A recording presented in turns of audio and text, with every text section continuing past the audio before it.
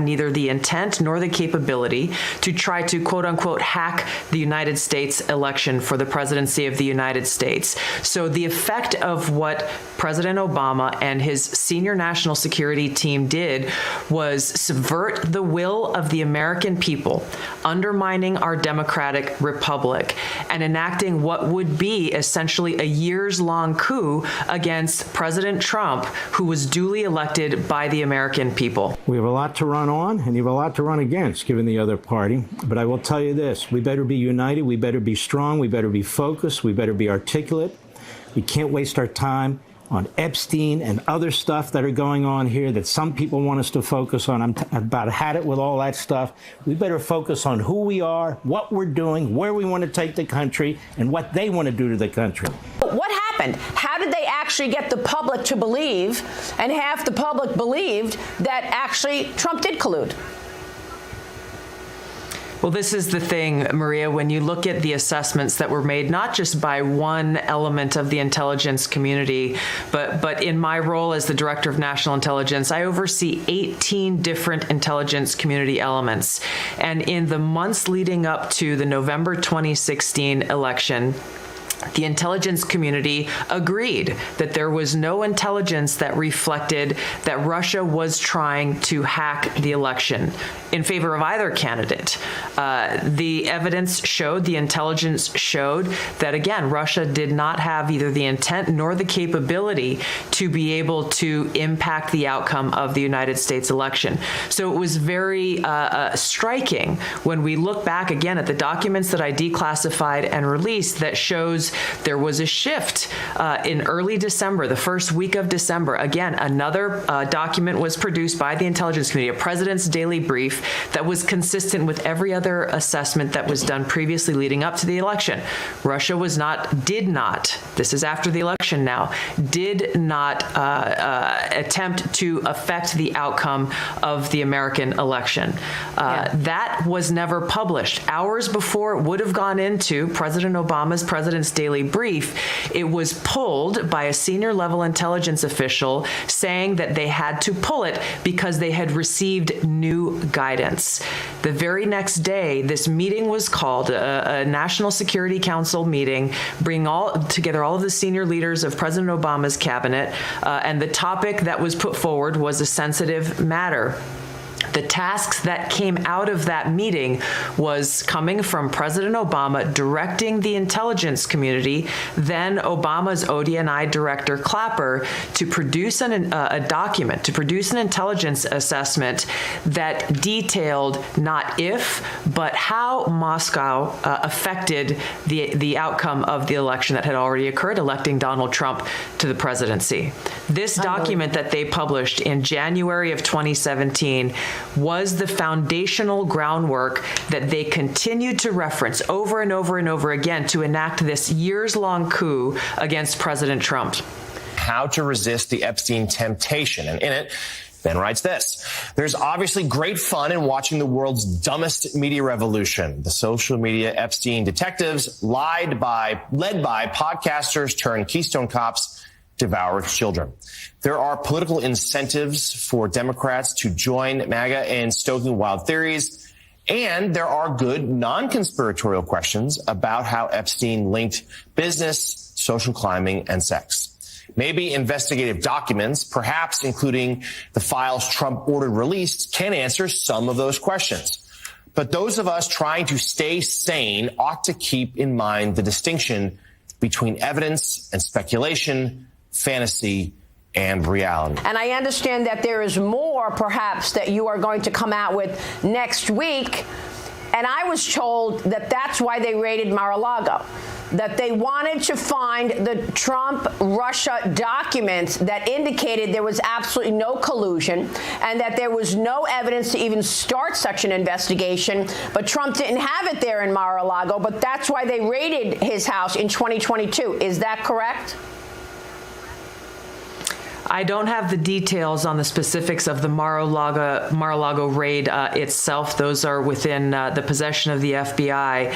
But there's no question in my mind that this intelligence community assessment that President Obama ordered be published, which contained a manufactured intelligence document. It's worse than even politicization of intelligence. It was manufactured intelligence that sought to achieve President Obama and his team's objective, which was undermining President Trump's presidency and subverting the will of the American people. So yes, next week we will be releasing more detailed information about how exactly this took place and the extent to which this information was sought to be hidden from the American people, hidden from officials who would be in a position to do something about it. And that's really the point here that I think is most important, Maria, and you said it in your opening. Accountability is essential for the future of our country, for the American people to have any sense of trust in the integrity of our democratic republic. Accountability, action, prosecution, indictments for those who are responsible for trying to steal our democracy is essential for us to make sure that this never happens to our country again.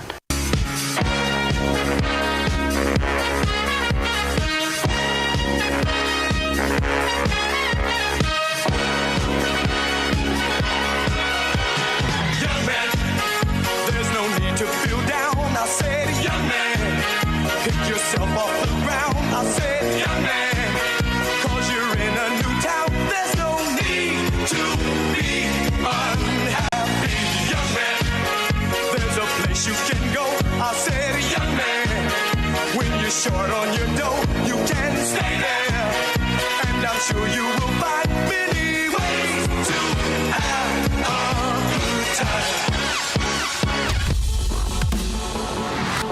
This is the primal scream of a dying regime.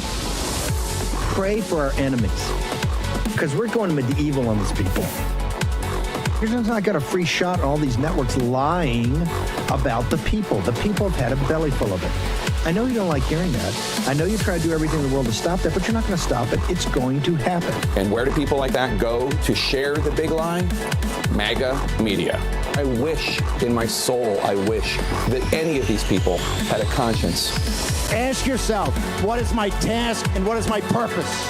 If that answer is to save my country, this country will be saved. War Room. Here's your host, Stephen K. Bannon.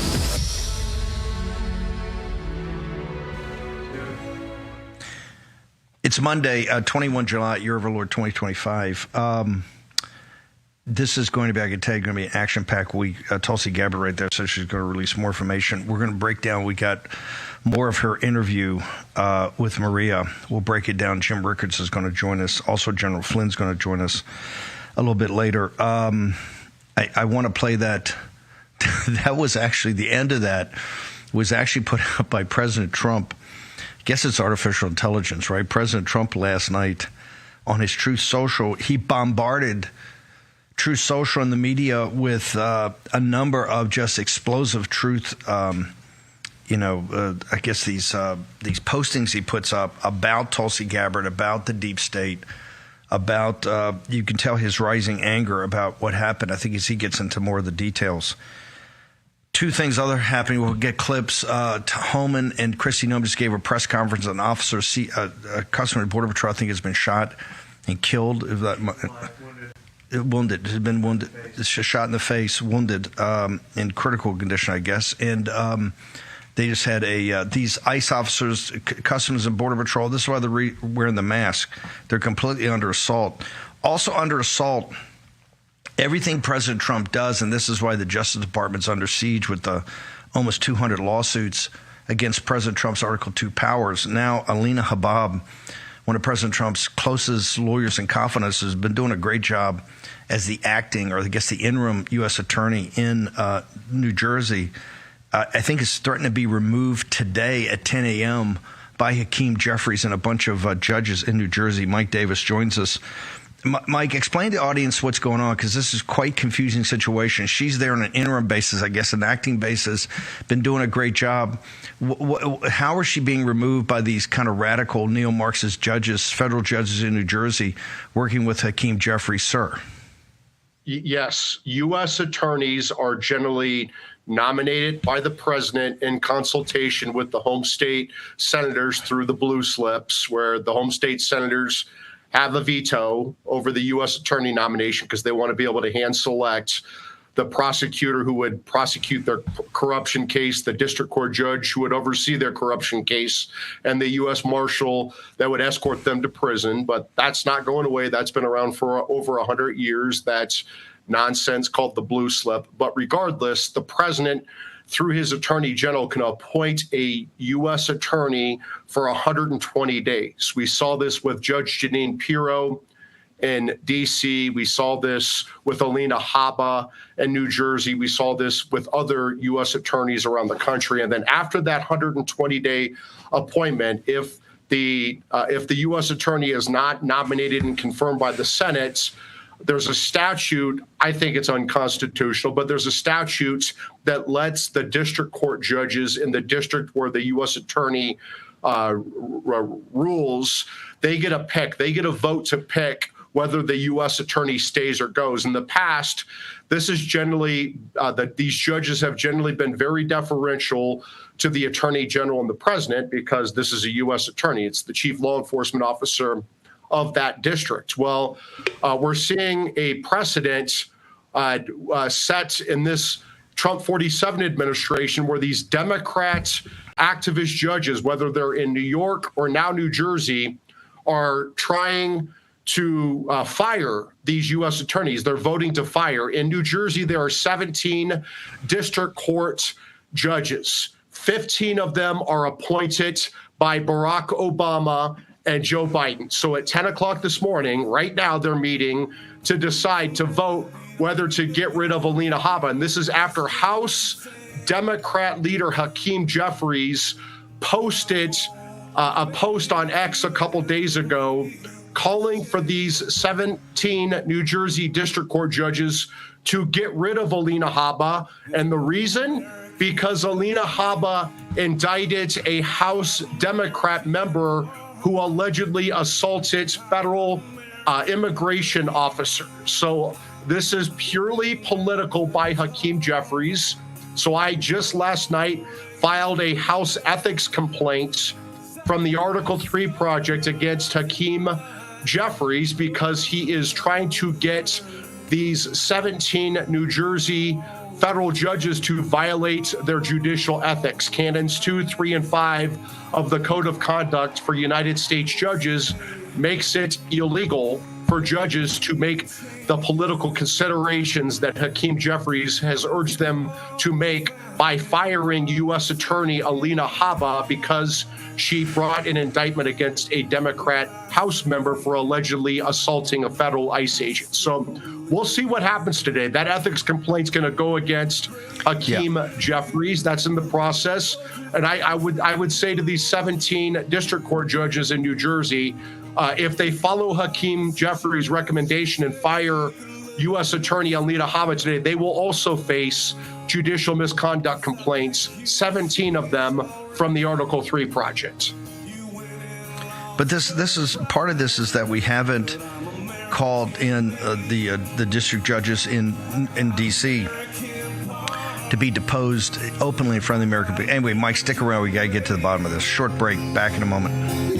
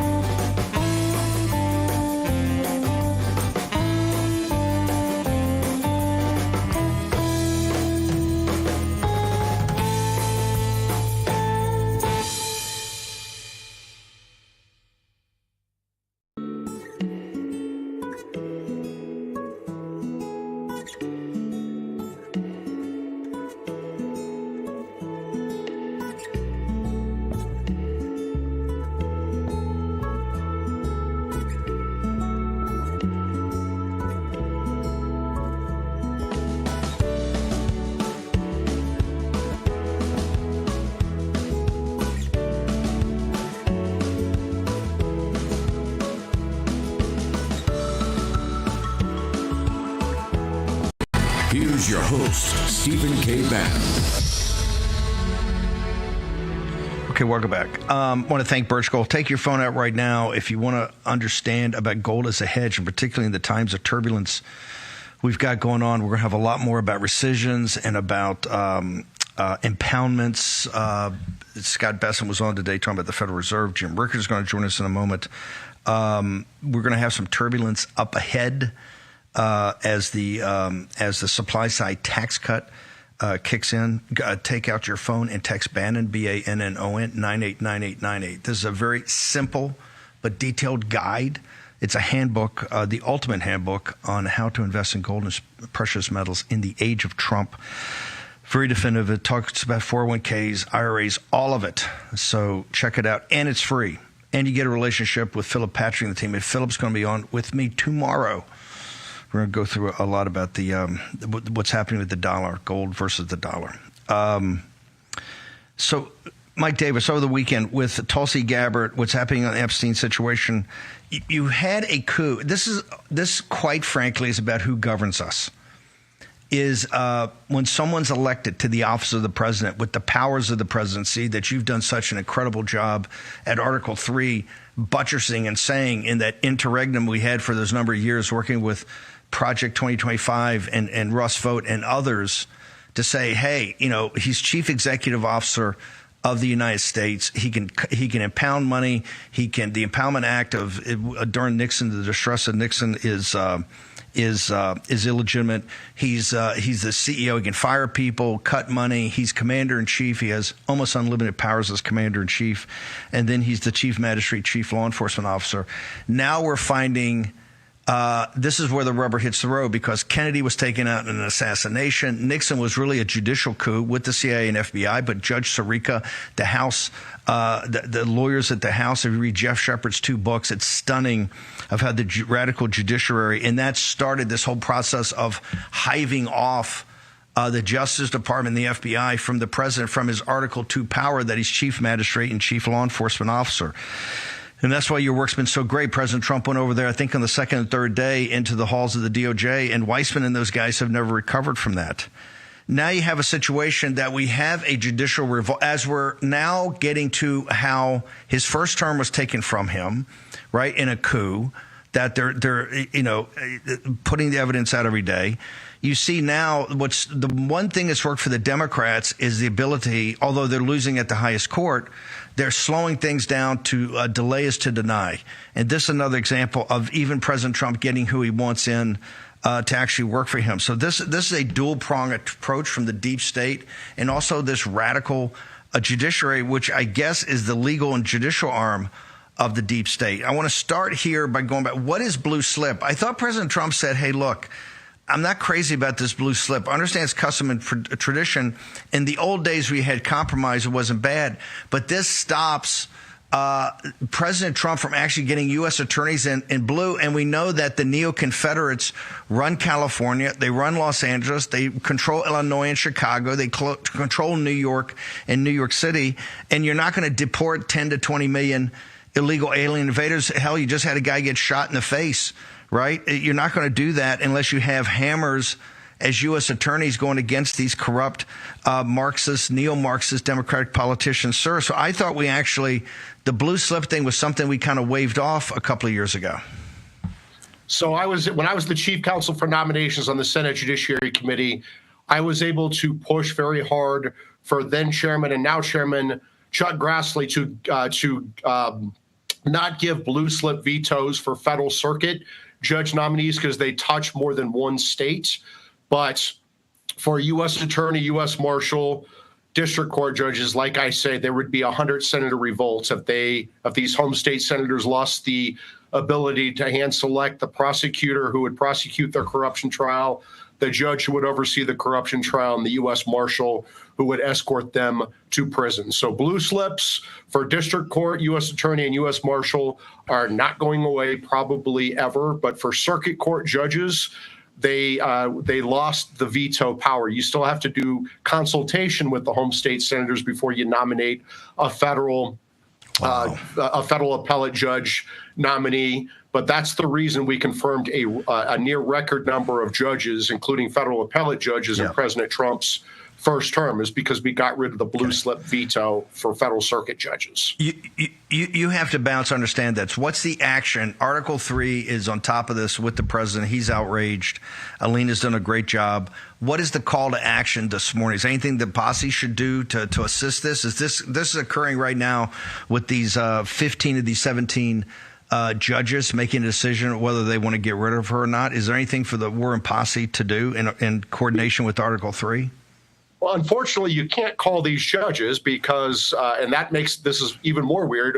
You have 17 judges deciding whether the president gets to keep his U.S. attorney in New Jersey, Alina Habba, and there's nothing we can do about it. It shows you how unconstitutional this is. Usually, when the president picks someone, you can call the White House switchboard, or the Senate confirms someone, you can call your home state senators. But you can't really call these judges. So, again, a total head scratcher.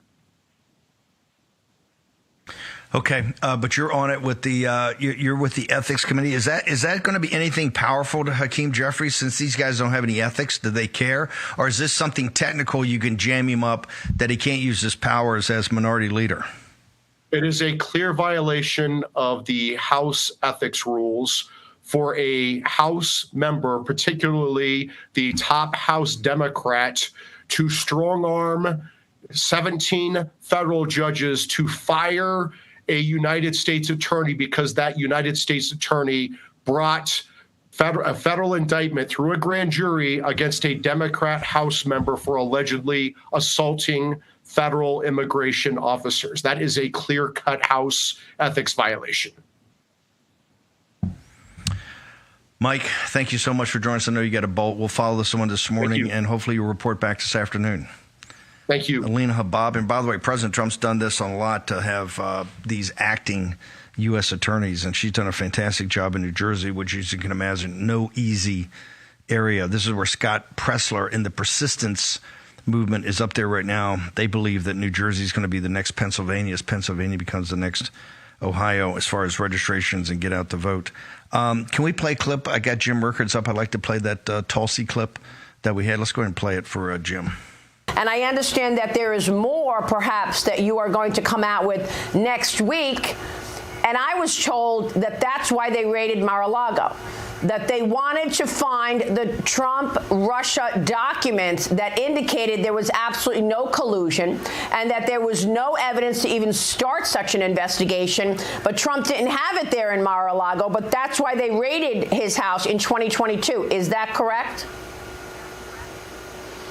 I don't have the details on the specifics of the Mar-a-Lago raid itself. Those are within the possession of the FBI. But there's no question in my mind that this intelligence community assessment that President Obama ordered be published, which contained a manufactured intelligence document. It's worse than even politicization of intelligence. It was manufactured intelligence that sought to achieve President Obama and his team's objective, which was undermining President Trump's presidency and subverting the will of the American people. So yes, next week we will be releasing more detailed information about how exactly this took place and the extent to which this information was sought to be hidden from the American people, hidden from officials who would be in a position to do something about it. And that's really the point here that I think is most important, Maria, and you said it in your opening. Accountability is essential for the future of our country, for the American people to have any sense of trust in the integrity of our democratic republic. Accountability, action, prosecution, indictments for those who are responsible for trying to steal our democracy is essential for us to make sure that this never happens to our country again. I mean, the president last night on True Social went all in, including that far be it from me to say it's over the top artificial intelligence on Obama. It's pretty powerful. We'll play that again after the break. Jim Rickards joins us. Jim, we're going to talk about Ukraine. We've got many geopolitical issues to talk to you about, but a lot of them get back to this whole situation in 15 and 16 with the intelligence apparatus, unbelievably understand they didn't stop Trump from winning, so they had to come about it a different way. You've seen Tulsi, her releases. She said right there, she gave a heads up. The FBI's got, I think, information that will be released shortly about the Mar-a-Lago raid, the real reason for it. What's your overall assessment in the first couple of days? This hit on Friday in kind of a bombshell. What's your first cut assessment?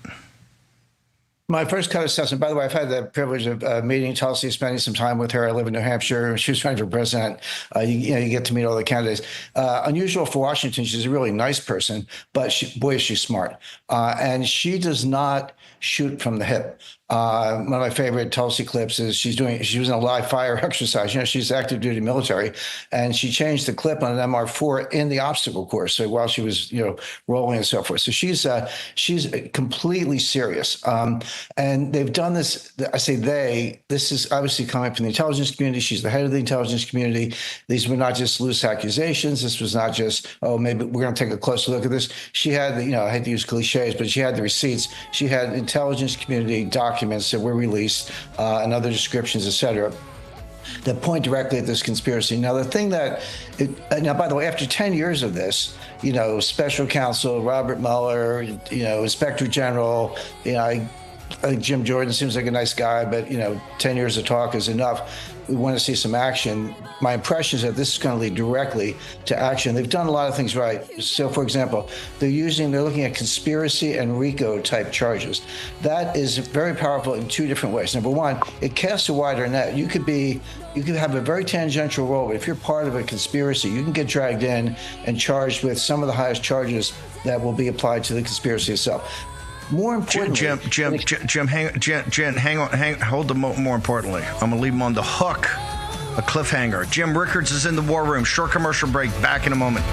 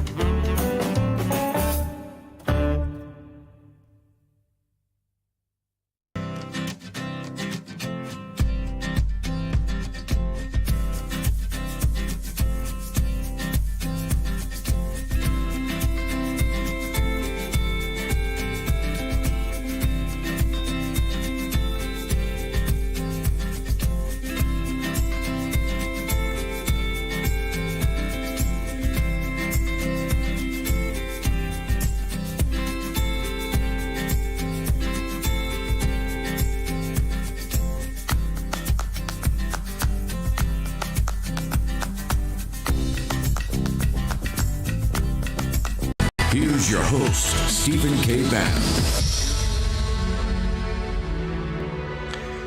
Okay, welcome back. We've got a massive conspiracy as a coup to remove President Trump from office after he legitimately won in 2016 and 17, and it continued on. It continues on to this day. You have the Autopen situation. You got the Epstein situation. You've got the question I keep asking, who runs this country, right? Who actually runs it? The voters, the will of the people, or this apparatus we call the deep state, which is the interconnection of the intelligence services, law enforcement, national security, and the military, and finance.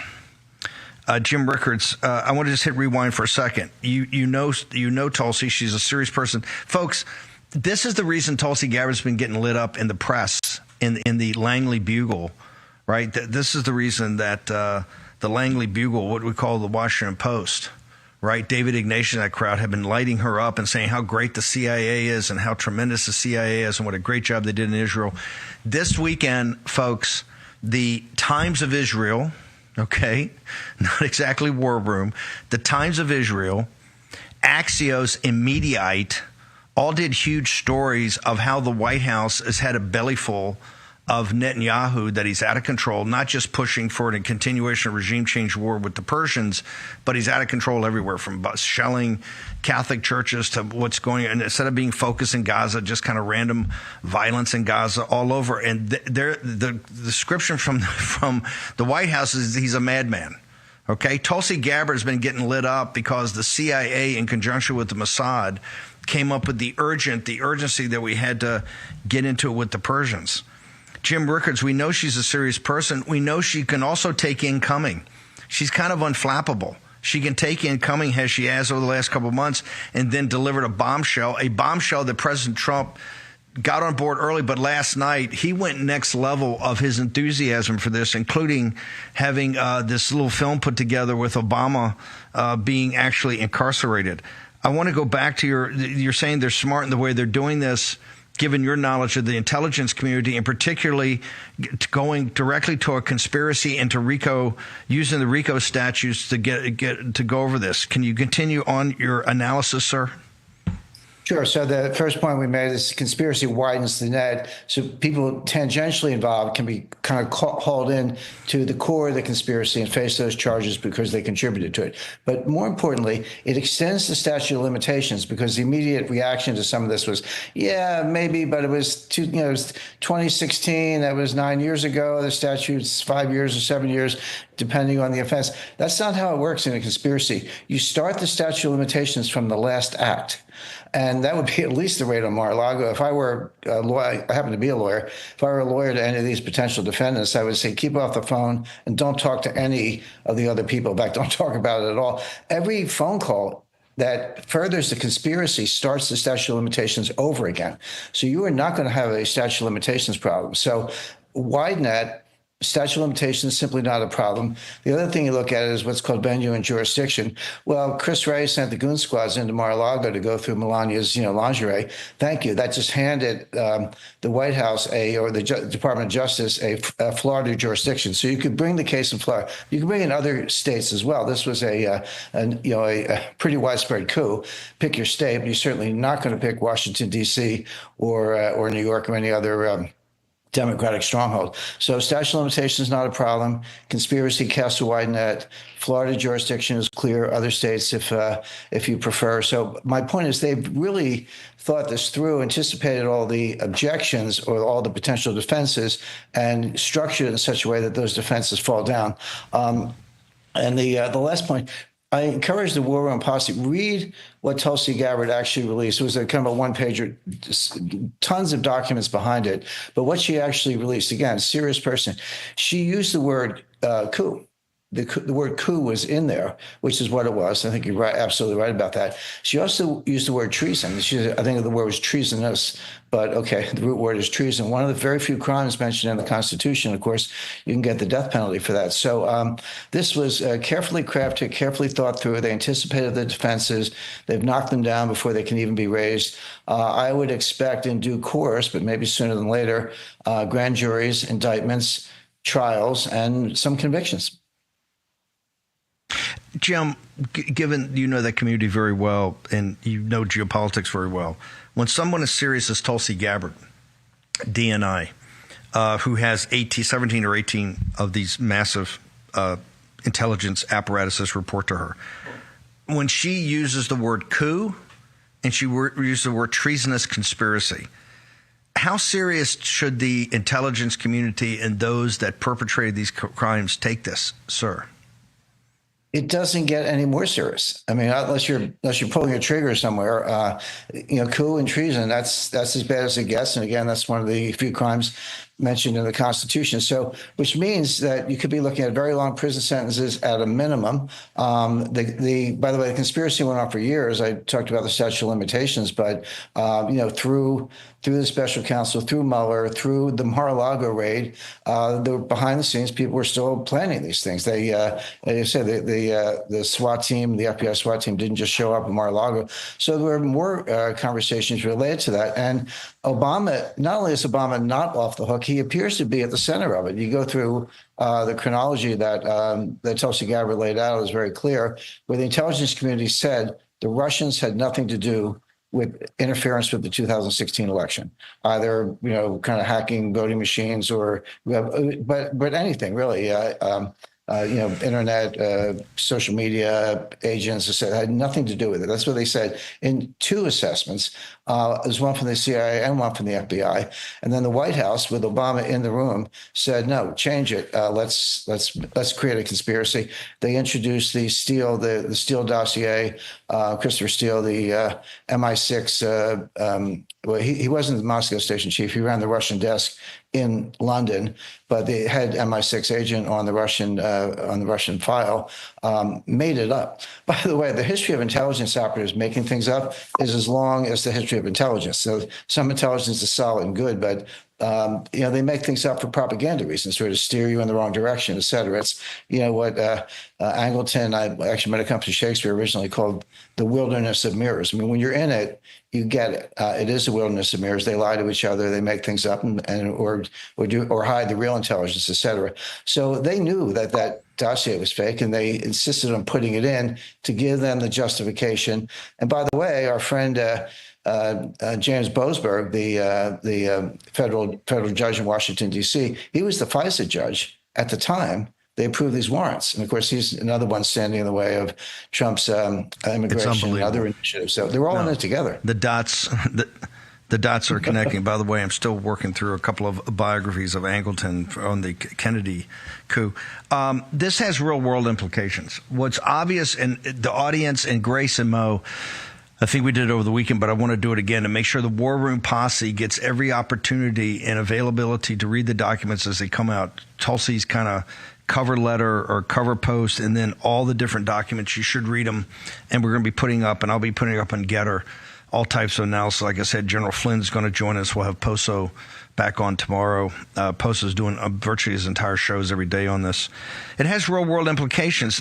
What comes out in these emails, the hatred of Trump is you can almost taste it. Their hatred of Trump, but their hatred of Russia is at the same level. If this changed the arc of history, if this had not happened, and because what they wanted to do to make sure there could never be a rapprochement, that we could do a reverse Nixon, they could never be a rapprochement between the Trump administration, the United States, and the Russian people, that could take them out of the sphere with the Chinese Communist Party, so that together we could figure out how to deal with the existential threat to the United States, which is the CCP. We know that, and people that watch your show know that. Talk to me about that. We're going to talk about Ukraine. There wouldn't be 2 million dead people. And that is Russian troops, Ukrainian troops, and Ukrainian civilians. If this had not been allowed to happen, if we had broken this, if this had been made visible immediately, this has real world implications. And today, the president, on I think the day after Labor Day, as we continue right now, secondary sanctions are going to come in against the Chinese Communist Party, full economic warfare against Russia, and this Ukraine situation only gets worse and worse and worse. We played in the cold open Lindsey Graham last night so offensively. He's tying what President Trump is trying to do to Scotty Scheffler's huge victory in the Open Championship yesterday, saying, hey, Trump's giving them an ass whooping. You got Tom Cotton and Lindsey Graham. These people are out of control. But this goes back. You see the beginning of it, because they never thought Trump would win. When Trump won, it was like this complete hatred of Trump and everything he stood for, because it was against the deep state. But as seriously as their hatred of Russia, that nothing can come in to their plan to try to take down the Russian people. Jim Rickards, your thoughts? That's exactly right. And this kind of points at people like Vindman, Fiona Hill, a lot of the so-called Russia experts who were witnesses at the Trump's first impeachment trial or impeachment proceeding, which was based on a phone call to Zelensky. So we're all kind of creatures of our academic training, at least if you're at that expert level and you went through a certain period.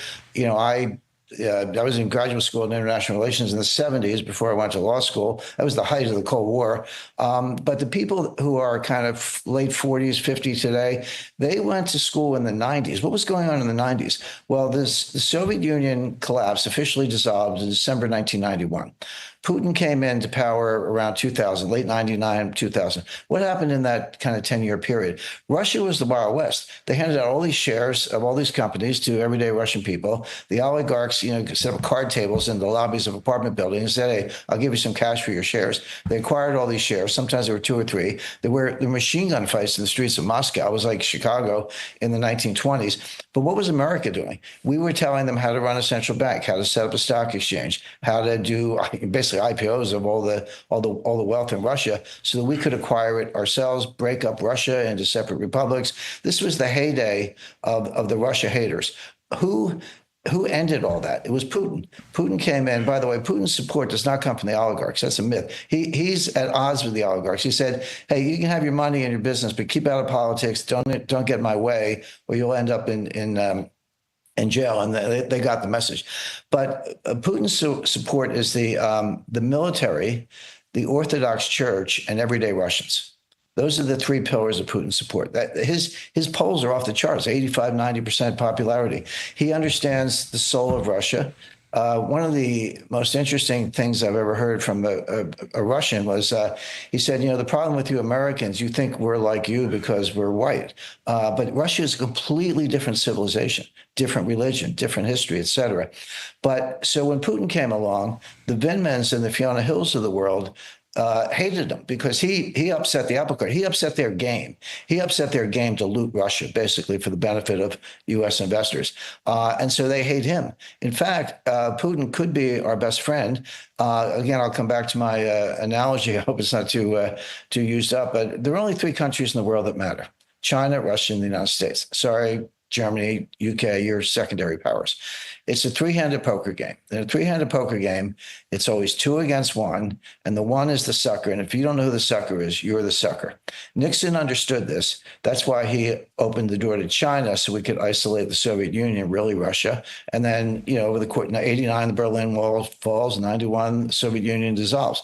Now we need to pivot to Russia, align with Russia, and isolate China to defeat the Communist Party. But they can't stand that. They meaning, basically the neocons, the Victoria Nulands, the Fiona Hills, George Kent, basically the entire foreign policy establishment. They can't stand it. So they hate Trump. Jim, hang on 1 second. We're just going to take a short commercial break. Jim Rickards on the other side. We rejoice when there's no more. Let's take down the CCP.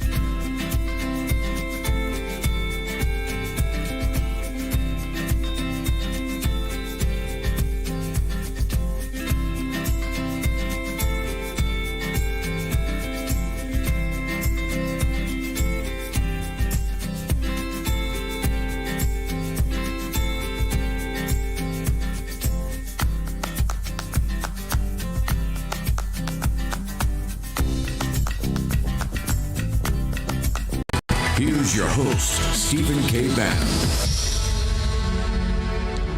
Remember, and the engine room sends me this to remind everybody, it's this conspiracy against President Trump, this coup against President Trump, this treasonous conspiracy against President Trump is against President Trump, but it's also against the government that was voted in by the American people. And it's by individuals, and those individuals, I understand and appreciate there is frustration with, hey, we had Durham, we had all this. How come we haven't seen anybody perp walked yet on their side? It's also about institutions. It's the institutions that need to be purged. Finally, we have to get the courage to do that, to break apart the FBI, to break apart the CIA. Right now, Jim, what is our way out? What is a peaceful solution? Putin just said the other day he's prepared to talk peace. Didn't say specifically with Zelensky. But what is our way out of this Ukraine situation to make sure that we avoid getting sucked in and inexorably drawn into a increasing land war on the Eurasian landmass, sir? Well, that's right. To be clear, Sergei Lavrov, the foreign minister of Russia, and Putin have been willing to talk peace since before the special military operation began. Well, certainly since then, in February 2022. But even before that, they said, we'll sit down and talk about this. But what they will not do is agree to an unconditional ceasefire. And that's the problem. Trump, people ask me if I'm MAGA. I say, no, I'm super MAGA. Okay, so I'm very, very supportive of everything Trump's doing. I gave a big presentation last week in Boca Raton on MAGAnomics. It was very well received. I went through kind of Scott Bessent's Three Arrows and Peter Navarro's tariffs and Steve Moran's Mar-a-Lago Accord. And I showed how it was really very, very well thought out and the gears meshed really brilliantly. But Trump is in danger of losing that legacy, basically destroying his administration due to the war in Ukraine. He had a perfect opportunity to get out at the beginning of this year. It was Biden's war, not Trump's war. He missed that. He's been studying the Indian wars of the 1860s and 1870s. Trump's getting what the Indians call bad medicine from Lindsey Graham. I think Marco Rubio. I like Marco Rubio, but I think he's kind of in this camp. Mike Waltz is still around. I know he's ambassador to the UN, but he's in there, and certainly Lindsey Graham and others. He's just getting sucked in, and they won't end it. They're going to give them new weapons. By the way, this whole thing with Trump announcing we're going to start to sell weapons for Ukraine, but we're going to sell them to NATO, and then they're going to pay us, so we're actually going to get money for it. Well, a couple of things wrong with that. Number one, NATO is a treaty organization. It's not a arms merchant, arms dealer, or an army. There's no such thing as a NATO army. It's a treaty. I guess you could repurpose it for that, but that's the first problem. They don't buy arms. They never have. This unprecedented. Number two, where's the money coming from? Germany, UK, France, Italy. Italy has basically said, we're out of this game. Spain has no interest. But even Germany, France, and the UK don't have the money for this. They all have budget problems. They do not have robust military budgets. There's no unified fund for it, so not clear where the money's coming from. Number three, the U.S. doesn't have the weapons. We've completely run down our supplies of 155 millimeter shells, Patriot anti-missile batteries. We have some, but they're supposed to be in the United States to protect the United States, or they're going to go to Israel. We're not selling any to Ukraine or to NATO to be delivered to Ukraine. How many do the Europeans have? A handful, like 3 or 4 here. They don't have 10 or 14 or whatever Zelensky was talking about. And number four, every one of these systems has failed. We've been doing this for 3 years, over 3.5 years at this point. They've all failed. The armored personnel carriers, the tanks, the Challengers, the Leopards, the Abrams, they were all left burning on the battlefield. Why don't you hear about F-16s anymore? Because they're getting shot down by Russian missiles. Why don't you hear about HIMARS precision-guided artillery? Because the Russians figured out how to jam the GPS systems, so they fly into cornfields and don't do any harm. And all these systems have failed. So what do you want to do? Give them Tomahawk cruise missiles to aim at Moscow? Okay, that's a real short path to World War III. Because what Putin will do, he'll attack the launching systems in Romania. Now you're attacking NATO. Now you are in World War III. We're pretty close already, but that would be the last straw. So is that what Trump wants? Because the Russians are not backing away. Show me an army in history or a military in history that agreed to an unconditional ceasefire when they were winning. The losing side wants it. Of course, they want timeout, replenish, give a little R&R, whatever. But Russia's winning. This is coming down to the Battle of Pokrovsk right now. So In 2022, we had Mariupol. 2023, we had Bakhmut. 2024, we had Avdiivka. These are all major cities, major battles. They took a while, but the Russians won every one. Now, Pokrovsk is the next target. It's the Russian. You say, why haven't the Russians invaded it for the past year? Well, they spent the past year surrounding it, cutting off all the supply routes, taking every village anywhere in the vicinity. When they get it, is a major logistics hub. If you take it, the Ukrainians cannot supply their entire front in Donbass. And then at that point, there's nothing stopping the Russians from going to the Dnieper River. So why should the Russians agree to anything? Now, if you want to talk to Putin, he's a phone call away. That's easy. But his terms have never changed. He wants neutrality for Ukraine, no NATO membership, demilitarize. You can have some kind of paramilitary force and get rid of the neo-Nazis. And that's it. That's the package. It hasn't changed. The only thing that has changed is as the Russians take more provinces, they're going to keep them. So my question for Zelensky was, do you want to fight to the last Ukrainian? Now the Russians had 4 provinces plus Crimea that were on the list. Now they may take Sumy. Sumy is another province near Kursk. And it's basically the gateway to Kiev. That was not in play. The Russians weren't going for that until Zelensky stupidly invaded the Russian province of Kursk, and then the Russians wiped out those elite Ukrainian troops, wiped them out. They gave them the opportunity to surrender, but Zelensky keeps ordering them to fight to the death, so they all died. And now the Russians are going to take Sumy. So how much do you want to lose? That's my question. And why would Trump want to be involved? Jim, can you hang on for the next hour? We've got capital markets, Federal Reserve, big controversy about Jay Powell.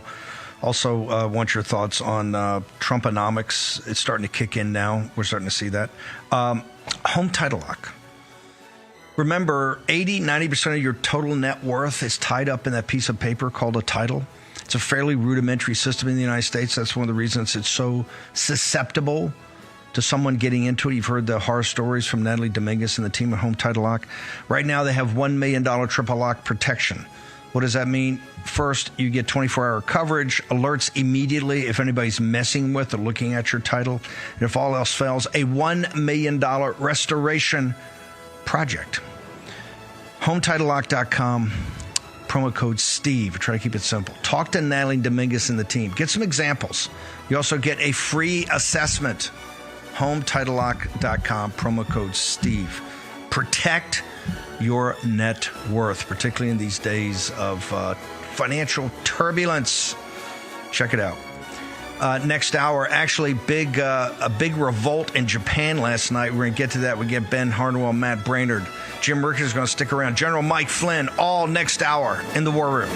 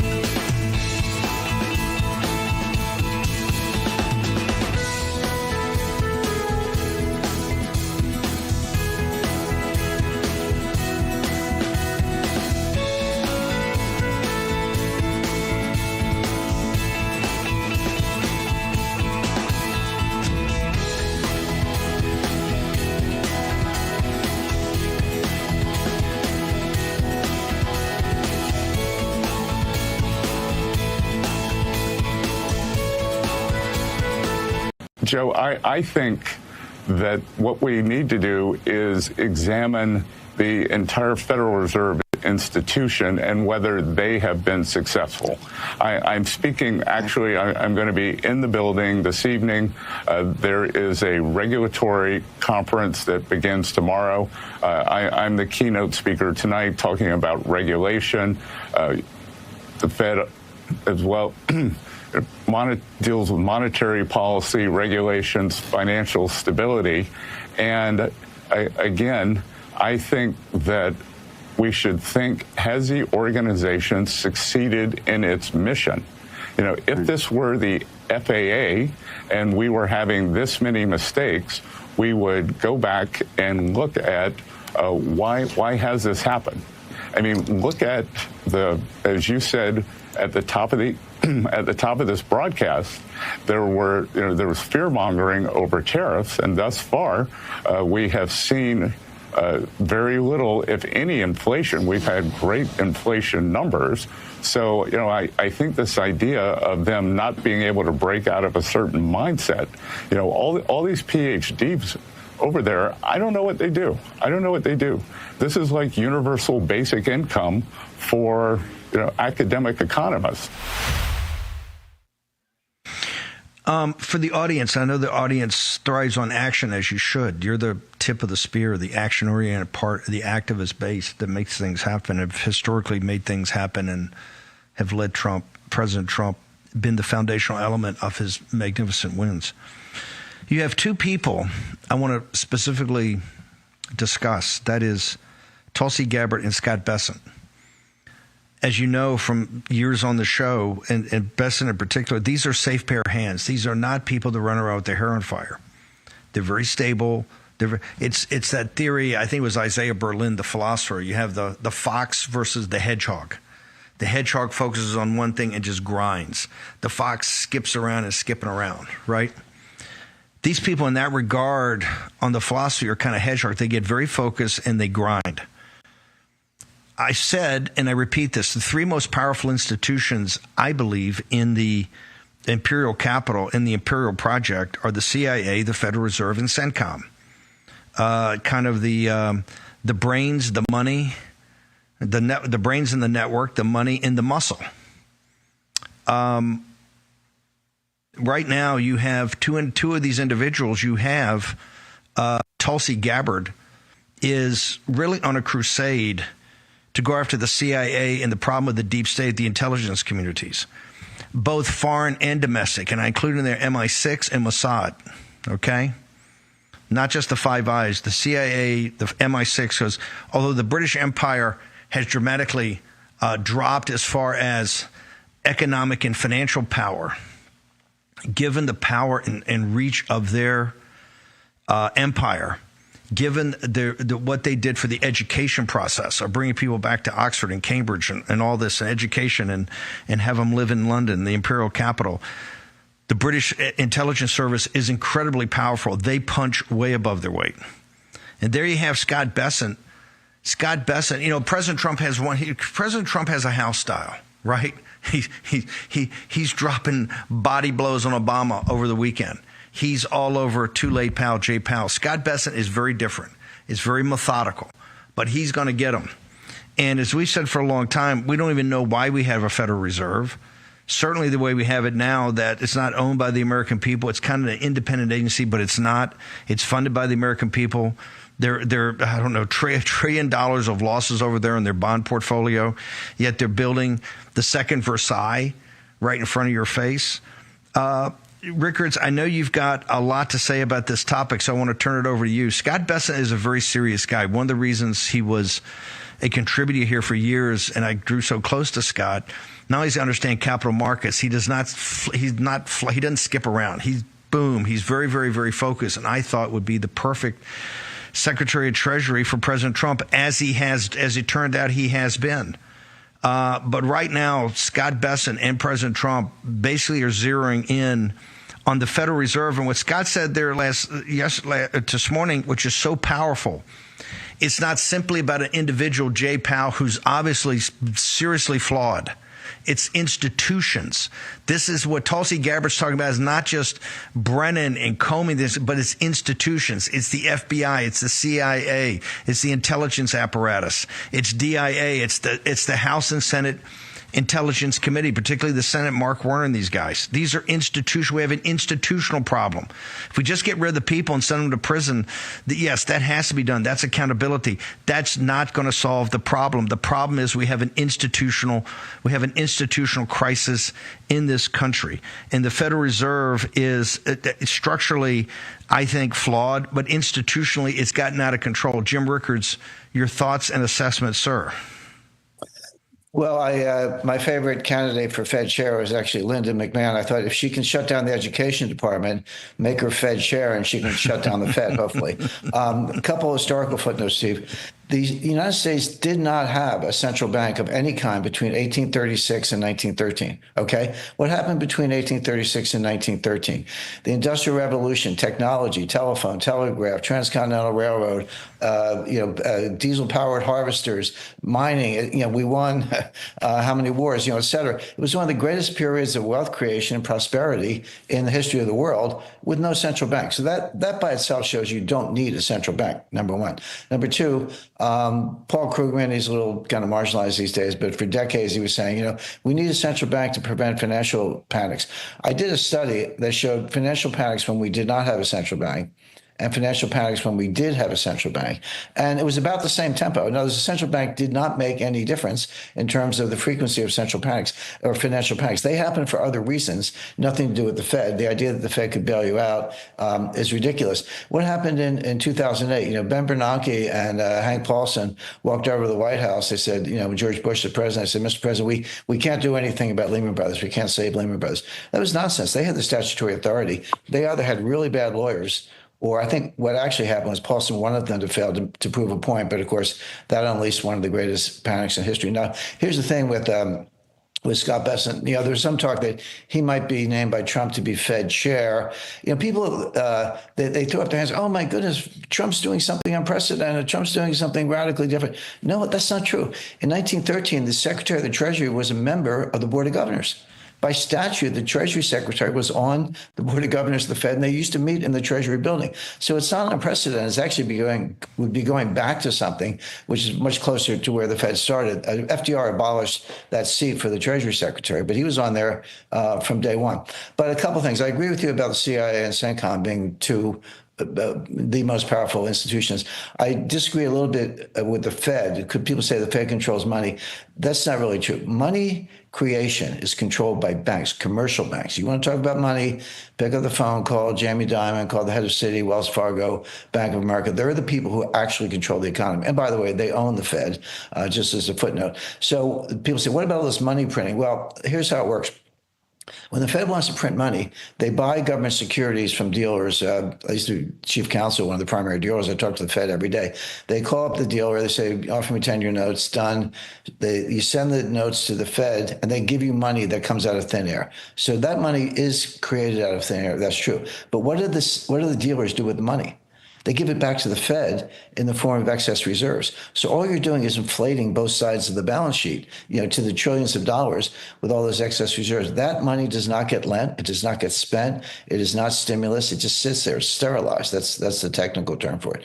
Where does the money come from that actually runs the economy? It comes from the commercial banks, number one.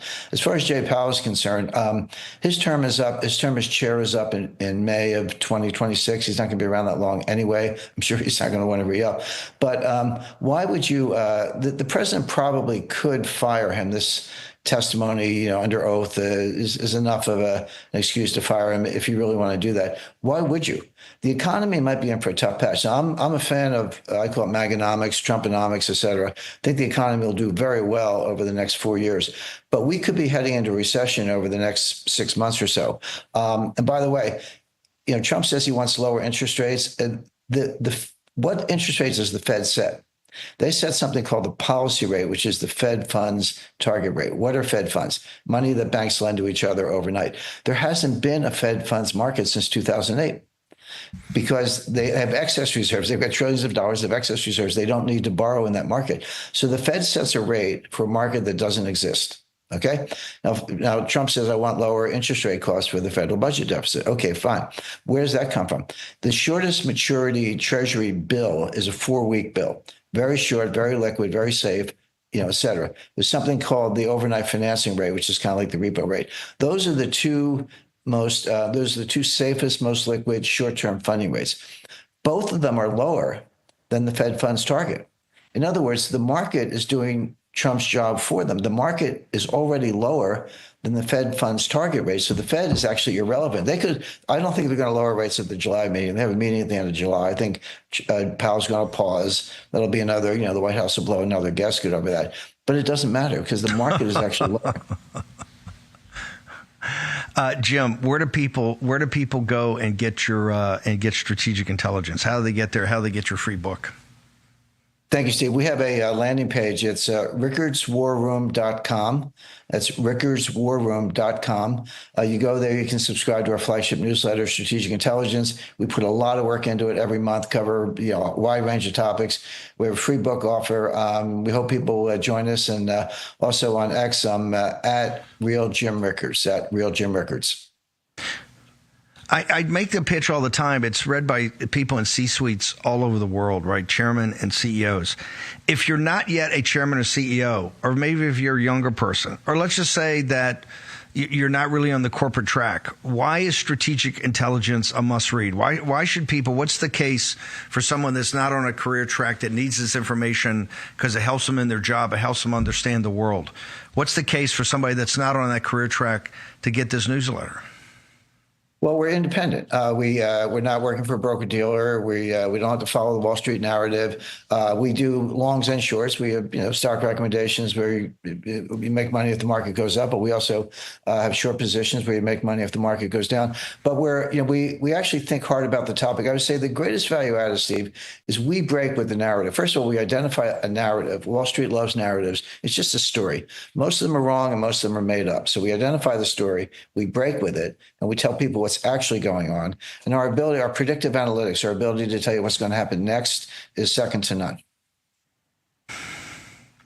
Jim Rickards, also we throw in a free book, Money GPT, which is very prescient about artificial intelligence and currency. Currency Wars was the first way I came acquainted with you back, 15 years ago. It was an incredible book. I still recommend it today. rickardswarroom.com. You go, you get access to strategic intelligence, also the free book. Jim Rickards, thank you for kicking off the week for us. Appreciate you. Thanks. This situation with Tulsi Gabbard, the situation with this Epstein situation about the information, this situation with AutoPen, which is this other, we had Rachel Bovard on. The AutoPen situation is almost as outrageous as the others. Here's where the apparatus itself, the deep state, just basically, Biden was a front for it, just threw him out of the way and ran it themselves. Some of the same names you'll see popping up, Lisa Monaco, others in the Biden regime, or some of the cast of characters back in 2015. It's only going to happen if we put our shoulder to the wheel. We have to have Tulsi Gabbard's back. We have to have DNI's back. We have to demand answers. We have to continue to put the pressure on, either for a special prosecutor or someone at the Justice Department to take these investigations on as their sole responsibility and to keep hammering the courts. You see what they're doing right now. You have Alina Habab, who's President Trump's selection in New Jersey. They're trying to remove her even as we speak. 15 federal judges. President Trump's on the onslaught of this radical judiciary. I believe he's won 15 of the 17 or 14 of the 16 that have gone to the Supreme Court. But every day they're trying to tie him up in a court to make sure that he can't fulfill his Article 2 power. We're in the deciding moment now. As I told you before, the first 10 years come down the golden escalator. The next 200 days are going to be the most important in President Trump's entire time since he's come and sought political office, because you have the convergence of the crises from the mass deportations, which the radical left, plus a lot of the apparatus has just said, no, it's not going to happen. You may be able to get rid of a handful of bad guys, but that's it. And that only scratches the surface. To the war in Ukraine, the war in Persia, it's all converging right now. And that's why you've seen, and Tulsi Gabbard had the courage yes, the physical courage to actually unlock the coup that happened in 2016. Short commercial break. Back in a moment.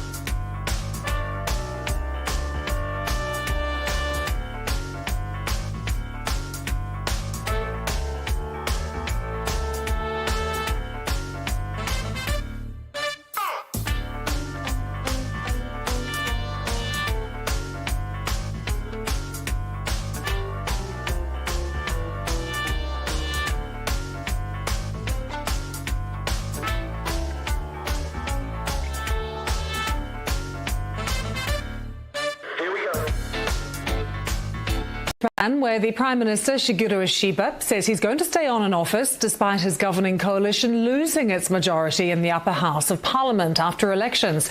Mr. Ishiba saying the public had delivered a harsh judgment, but there were too many pressing issues to resolve to resign.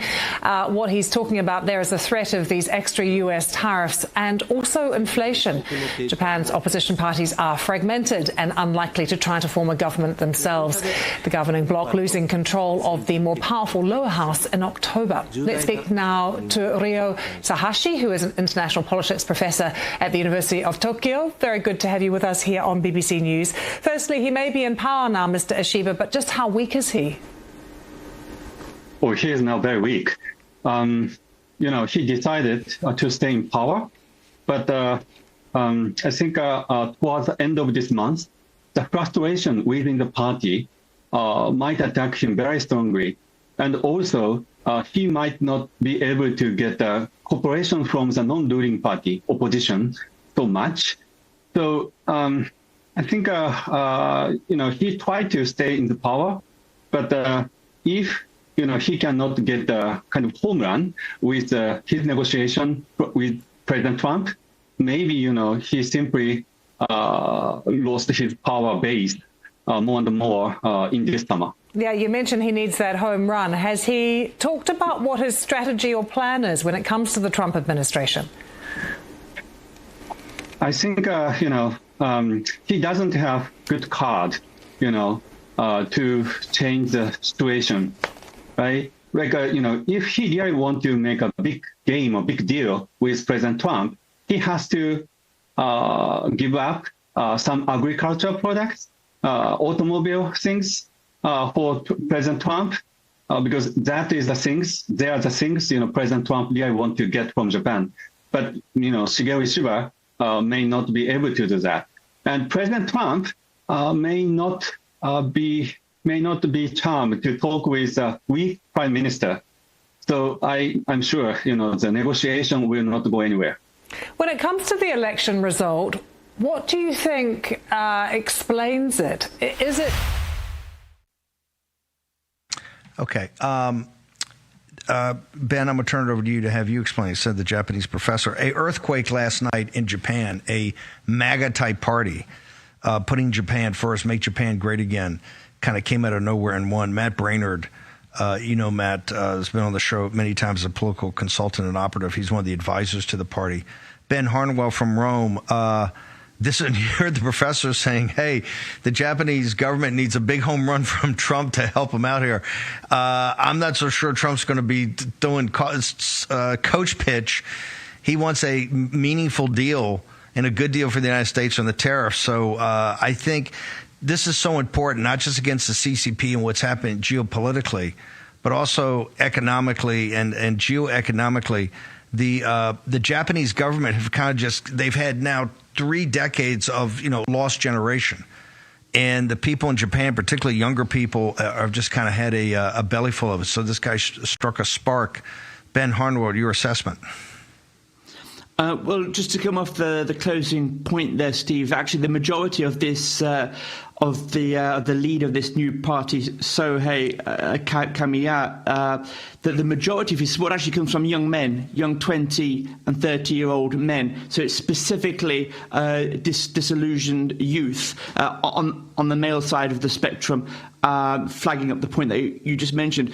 And the geopolitical considerations obviously can't be overestimated because, as you mentioned, the Chinese situation, also the Trump tariff situation. There's the August the 1st deadline there. This government now is massively weakened. It has the coalition has a minority in both the upper house and the lower house. It has had a minority in the lower house since the lower chamber elections last autumn. Steve, the immediate points to draw out from this are the fact that this is explicitly, I would say, a rejection of the present governing coalition, which is of the centre-right. Prime Minister Ishiba is a conservative, pro-business figure, as is his party, in coalition with the centrist Buddhist pacifists. But that's the point here. It's not a left-wing coalition which has been rejected. It's a sort of performative centre-right. We've seen this right across Europe. We've seen this in the United States, obviously, a rejection of just the business-as-usual mentality. The new political party was founded in April of 2020, right at the beginning of the pandemic phenomenon.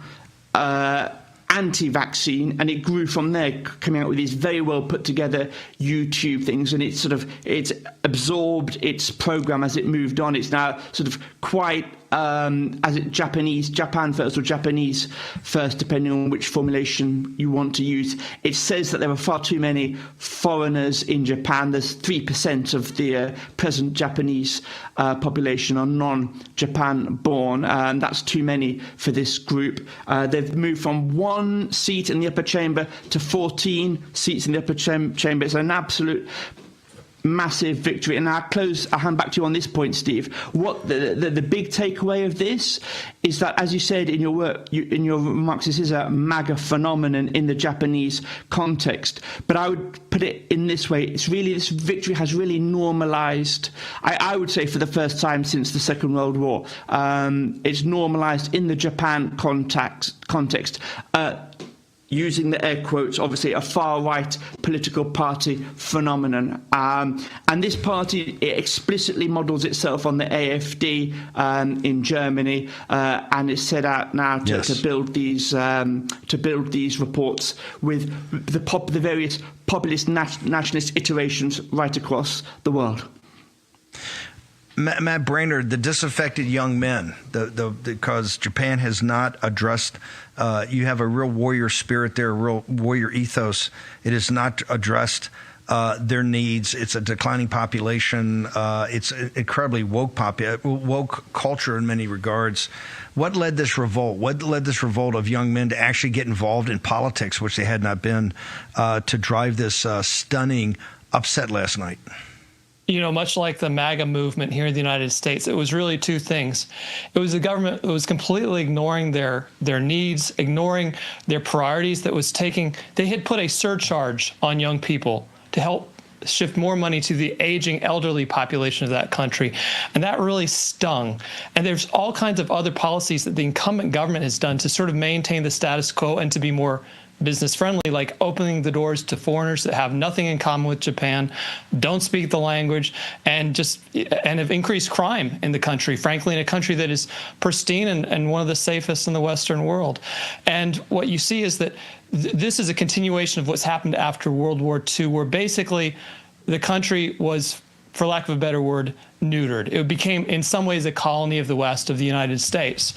And finally, you have some people waking up saying, look, we don't want this woke nonsense. We don't want the United States under Joe Biden forcing us to accept homosexual marriage, which was not popular there. But again, it was Rahm Emanuel as the ambassador to Japan said, hey, you got to do this if you want, continued support from the Biden administration. So this party is saying, none, we're not having any of that. But beyond that, they also have an incredibly charismatic leader. If you look at the typical elected official in Japan, you kind of get Jeb Bush energy, right? They're very buttoned down, they're very soft-spoken, and they don't have the kind of energy that you would see in like a charismatic leader here in the United States like Donald Trump. But all that changed when Sohei Kamiya stepped into the leadership and began the Senseido Party, which began in opposition to COVID lockdown, saying, look, we don't want a mask. We don't want to be locked in our homes. We don't want to be forced to take this vaccine. In the same way we had an anti-vaccine movement start here in the United States, in Japan it became a political party, and it just expanded to becoming this very MAGA-style populist right-wing party, and it's really ascendant in Japan.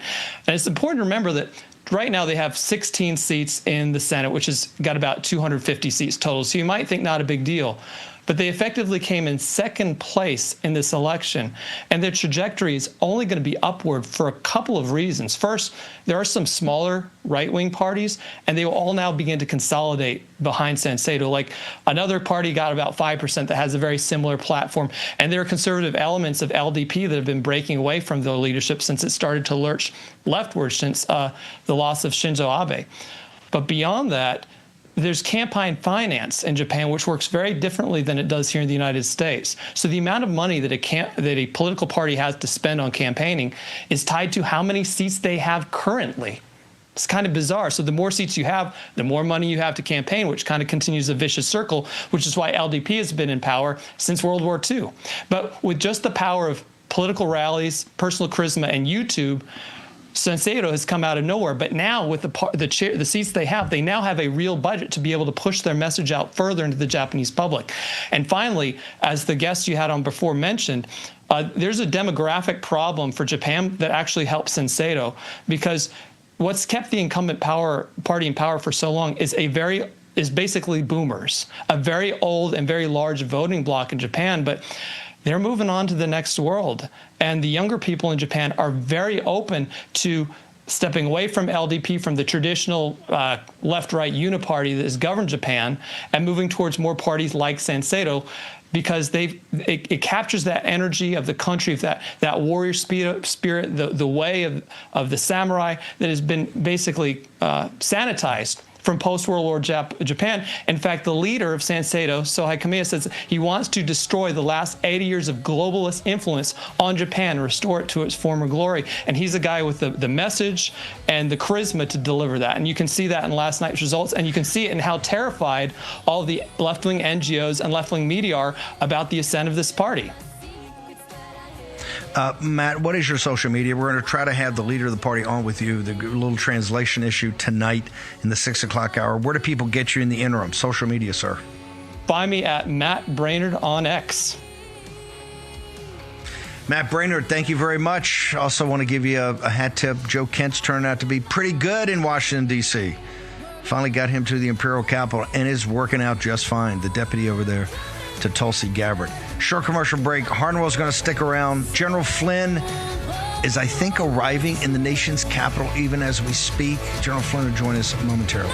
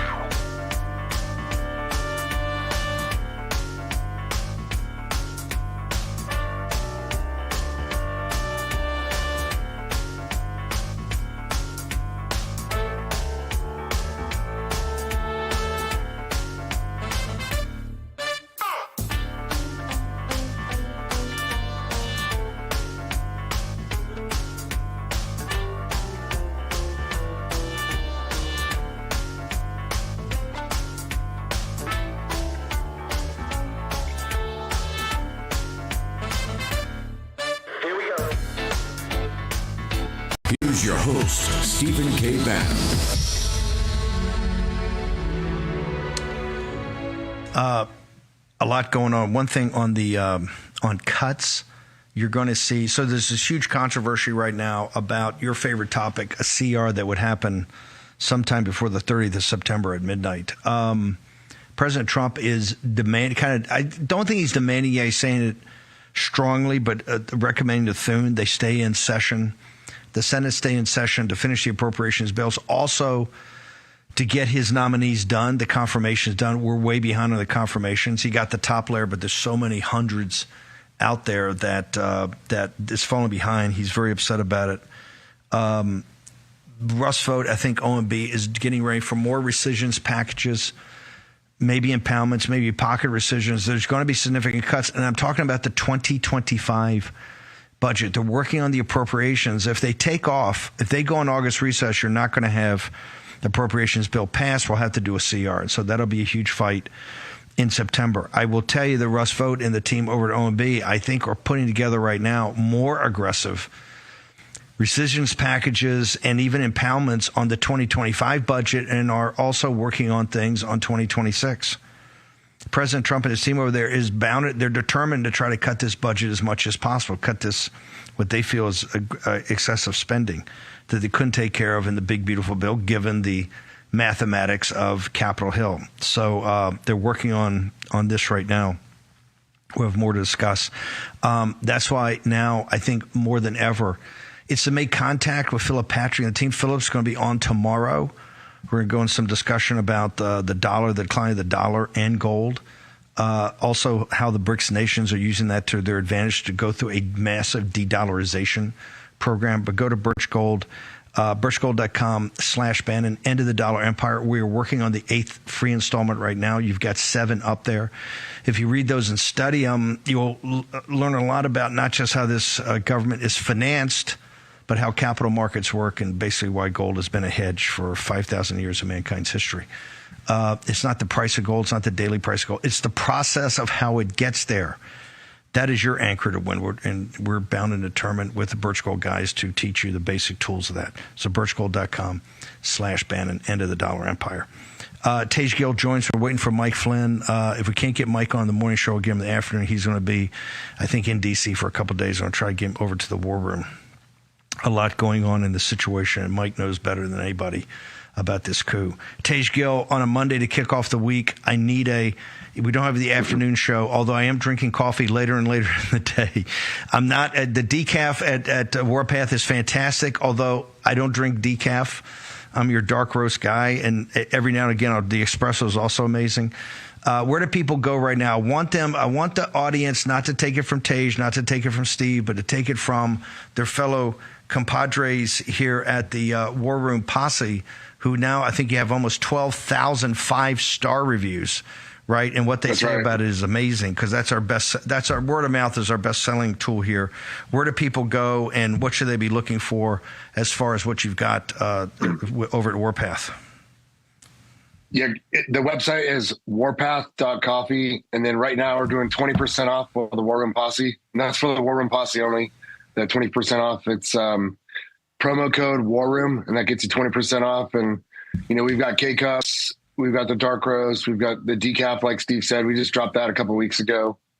And we've got a summer blend, which has a Jamaica Blue Mountain beans in it, a little bit of it in there. And then we've got flavored coffees. We've got dark chocolate. We keep our holiday blend in stock year round because we were running it only during the holidays, but people call us and email us year round asking for us. So we do holiday blend all the time now. Then we've got mugs, and we've got travel tumblers, stainless steel travel tumblers. We've got it all. And like Steve said, just look at the reviews. It's right around 12,000 reviews right now, and it grows every day. And we don't pay anybody for the reviews. We just send out an email chain asking for people to leave a review. And 13% of our customers leave a review, and we've got massive amounts of 5-star reviews. People love our coffee. We roast it on a perforated drum. Yeah. We only use premium beans that are fresh, and then by roasting it on the perforated drum, we don't burn it. So, most of the guys out there are using cheap beans, and they're not fresh, and then they roast it on a solid drum, and they burn the cheap stale beans. So Tage had enough of that Navy brew when we were in the service, and Tage particularly got so under his bond, being under his bond, he went and started his own coffee company. Tage, we got to bounce one more time. Where do people go today? Warpath.coffee, promo code War Room. Warpath.coffee, promo code War Room. Thank you, Thanks, sir. Steve. I'll be back on later in the week. Tage Gill, a Navy SEAL turned good. Great coffee. I love it. Best made. General Mike Flynn joins us, I think, by phone now. General Flynn just landed in D.C. General Flynn, your assessment, Tulsi put this out over the weekend. What is your assessment of where we stand? President came in hard last night to support this, wants action. What are your initial thoughts here? Okay, a couple of tactical and then overall, Steve. I think immediately the Department of Justice should suspend or revoke the passports of every single person that was in the national security component of the Obama regime, and probably Biden, starting with Obama himself. I mean, do not allow these people to abscond from the United States of America, because some of them, I guarantee, are contemplating it because of what has been exposed. Number two, there should be a task force.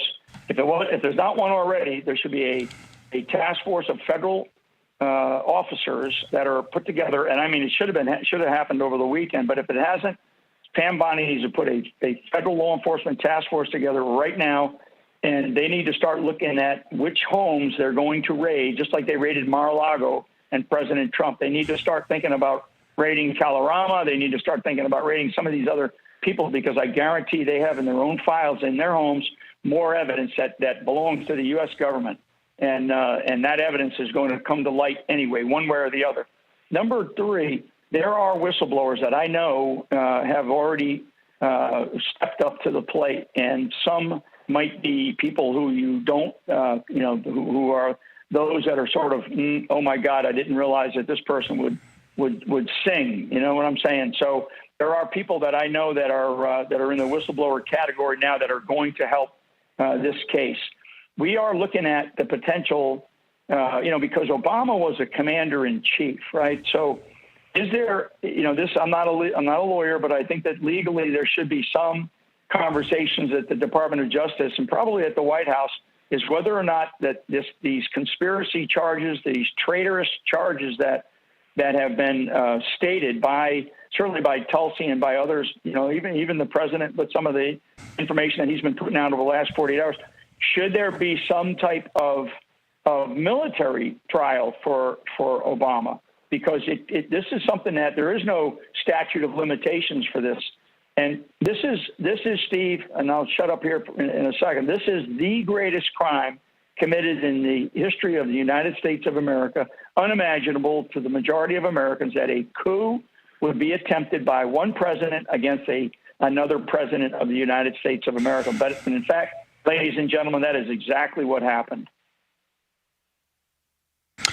You're saying this. Let me start with the last first. You're about military tribunals, and he was commander-in-chief. You're saying because even with what happened, the Kennedy coup, the Nixon, and maybe Johnson is still, a very dark cloud on Johnson in the first situation. You never really had the active hand of a former president in a coup against the person that was freely elected to be your follower. Is that why you're saying this is unprecedented in American history? And does what you've seen today with the declassification by Tulsi show you, as a former head of DIA and the president's national security advisor and spent a lifetime in intelligence, that Obama directly had his hand involved in this, sir? So number one, the answer to the last part, yes, Obama clearly had his hand directly involved in this, and I think that this new revelation of the 8 December 2016 Oval Office meeting, to me, is very clear that happened. For Kennedy, of course, JFK was replaced by Johnson, who hated Kennedy and he wanted the job. So nothing really happened. There was the commission after Kennedy. It ended up in nothing. And what did we learn? We learned it, because Trump released the files. We learned that the CIA was directly involved in the assassination of a president. Nixon, the person who ended up replacing Nixon was Gerald Ford. Where did Gerald Ford come out of? The U.S. Senate. And what did Gerald Ford sit on? He sat on the commission that investigated the JFK assassination. I mean, it's just unbelievable what happened back then, that where elements of our government were basically conducting subversive activities. And we now know it, right? We now know it only because President Donald J. Trump had the guts to run again. And as much abuse as he took, and we all know this, and especially you and I, we know the abuse he took in his first administration, and then what they did to him afterwards, they didn't think that this guy was ever going to win again. And here he is. So here's Donald J. Trump, nothing to lose except this country and the legacy that he will leave for this country. Will be, he'll have a great economy, and we're, he's really digging into the foreign policy and the border and all this other stuff. But the greatest legacy that he can leave is to destroy this socialism that exists in our government, these communists. And you do it by holding people accountable. And you start with, in this case, with what we just learned over the last couple of days, you start with Barack H. Obama, intentionally, brought his team together and said, we didn't think he was going to win, but now that he won, we can't allow this guy to govern. And they tried immediately to undermine the presidency and the president of the United States of America, and they did it in such a vicious attack. And that's why I say this is the greatest crime in the history of this country. And the legal experts that we have in our government, and in this country, they need to look at this thing and go, okay, how do we adjudicate this? Because it has to be done.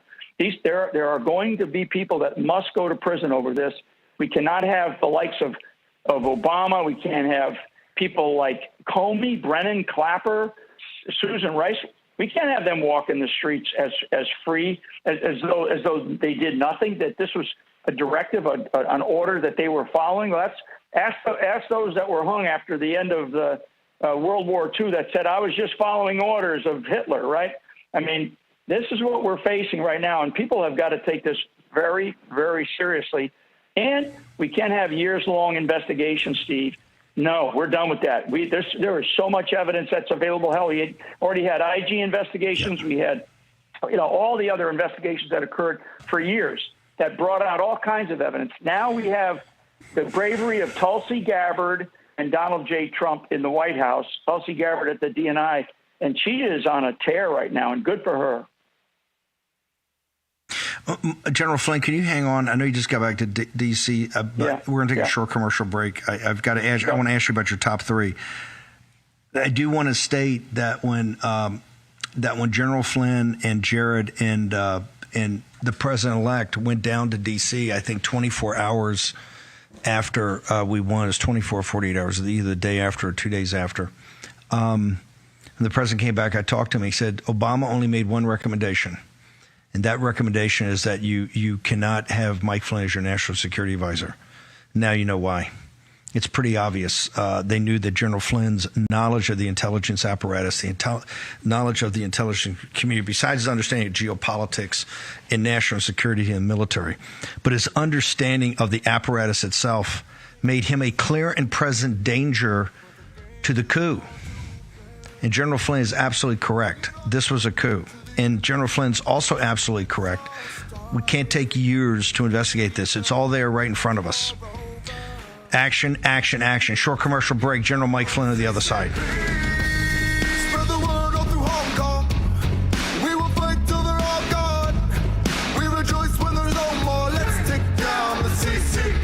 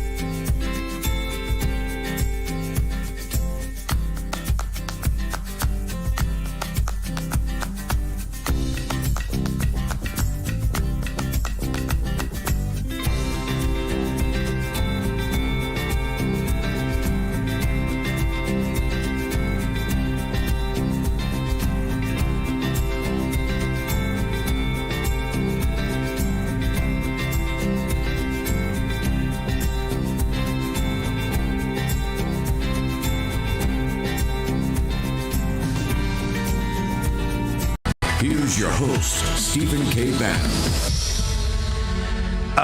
General Flynn, we'll get you back on when you get settled. Just real quickly, a lot of the audience, they're concerned. Your number 2 is to get the federal task force ready to do raids on the homes. They're concerned about, are guys clearing their electronic devices right now? Yeah, you know, I'm concerned about that. But you know something, I will tell you, having been involved in the intelligence business for a long time, they're going to have to burn them to the ground, because there's something called the cloud, Steve, the cloud.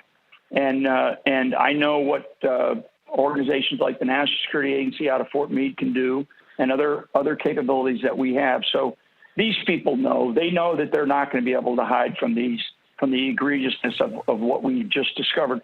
Last point, Steve, what Tulsi Gabbard found, and what we're seeing is we're seeing the exposure of communications that were not classified, but they were using classified systems to communicate, to hide these communications. It may be a little bit in the weeds, but Obama and these other criminals were using classified systems to hide their criminal behavior so nobody would ever find it.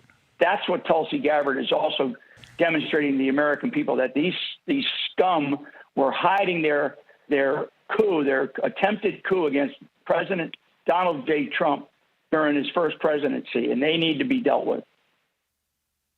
And Mike, correct me if I'm wrong, they kept it in draft form. They used classified channels that they knew couldn't be breached, and they did it in a certain way to know that it wouldn't be finalized enough that it would have to be turned over, correct?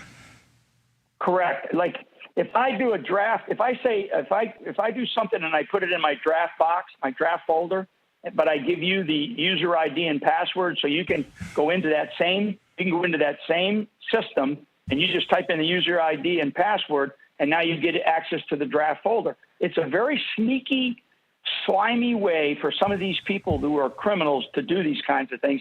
And I guarantee this is where Tulsi Gabbard, what her and her team discovered. General Flynn, where do people go to get you've got a new book out, you've got tons of information on this on your social media, you've got a film out. Where do people go to get all your content, including your social media, your Twitter feed? Yeah, thanks, Steve. They can go to generalflynn.com, and they can find everything. General Flynn, thank you for tuning in. Look forward to seeing you in Washington. Yep. Godspeed, Steve. General Thanks. Mike Flynn. As General Flynn said, already this weekend, hopefully a federal task force was put together to get on this. And he's absolutely correct. We don't need years of investigations of this. All the information is right there. It just needs to all be turned over. You heard Tulsi, it wasn't a plea for help, but she made a very interesting comment on Maria yesterday about the Mar-a-Lago raid, about the purpose of the Mar-a-Lago raid, which more and more is looking like they were trying to get the Crossfire Hurricane documents. She said that had not been turned over yet by the FBI, so we need real coordination on this. My understanding is that DNI and Tulsi are going to do another dump on information in the next couple of days, and we'll be all over that. Tonight, 6 o'clock, we're going to get more into this. Also, there's a trial going on in Europe directly dealing with the vaccines and the lot going on about the vaccines. We're going to get on top of that this afternoon on the afternoon show, among other things, about all these investigations, Autopen, Epstein, and of course, the coup against President Trump. Mike Lindell, you were part of this. The FBI tried to crush you, humiliate you the way they do it. The Gestapo, as I call them. I don't know why the FBI hasn't been broken into yet, but maybe we'll pursue that during this week. Mike Lindell, on a morning like to kick off the week, sell me some pillows, sell me some sheets, sir. Well, we got a great thing for the War Room Posse. You know, we have a MyPillow outlet store that's in Minnesota here, and they come from all over the country there. What we're going to do, we've never done this before, we're bringing this stuff, and there it is. You're going to save up to 80%. We have all of these. Some items are closed out. Some of them are overstocked. Everything you would find in an outlet store. So go to MyPillow.com. Scroll down till you see Steve. You're going to click on Steve, and there it is. As you scroll, you see click on the outlet store if you can, Denver. There you go, everybody. As you scroll down, you guys are going to see, you're going to do all your shopping there. There you have the sheets, the flannel sheets. These are things that are getting closed out, but that are closed out, and then the new ones coming in for this year. But you get deals that are unprecedented, this up to 80% off. You have all of our clothing line. You guys got to check this out. We have bathrobes, we have shirts, pants, summer wear. You name it, it's on there. There you see it. As we're getting to all the clothing. You guys go check this out. We're completely going to close out so many of these, but you guys get something no one else in the country gets using that promo code War Room today. If you call 800-873-106, that promo code War Room today. If you call 800-873-1062, tell them you want to hear about the outlet sale, and you're from the War Room Posse, and use the most sought-after promo code in the country is War Room, promo code War Room. That's why the reason everybody wants it, because you guys get these exclusives. If you buy $75 or more today, we up the digital gifts to over $120 in digital gifts. You guys, these are absolutely awesome. You're going to go, wow, that's worth it right there to get that extra, buy those extra things to get your order to $75. Another thing we're doing today in the outlet store, if you guys go to mystore.com, that's where you have thousands of entrepreneurs, and this is the only code over there. Promo code War Room works over there too. We just reset all that over there, all the new products that came in over there. You guys won't even believe it. So check them out with promo code War Room. Support those entrepreneurs in our country. This is a platform that's like a mini Amazon. Thousands of products, all 100% made in the USA. So check that out. Promo code War Room. Yeah. Mike Lindell, let you get back to work. Thank you so much. I see you on the afternoon show. Most powerful promo code in the industry. Promo code War Room. Go check it out at MyPillow today. Mike Lindell, laboring away. Charlie Kirk is next, then Jack Posobiec, Steve Gruber, Eric Bowling, and then back to the War Room 5 to 7 tonight. We are going to be on fire. All these investigations, what exactly is happening? How can we push this all ahead quicker? Warren Posse wants that. They want to see action, action, action. And now they want to see results, results, results. Also, a lot going on this on the vaccine front. Fascinating things happening worldwide. We'll tie you into all of that. Charlie Kirk, 2 hours of populist nationalism is next. Jack Posobiec after that. We will be back at 5 p.m. Eastern Daylight Time when you will be back in the War Room.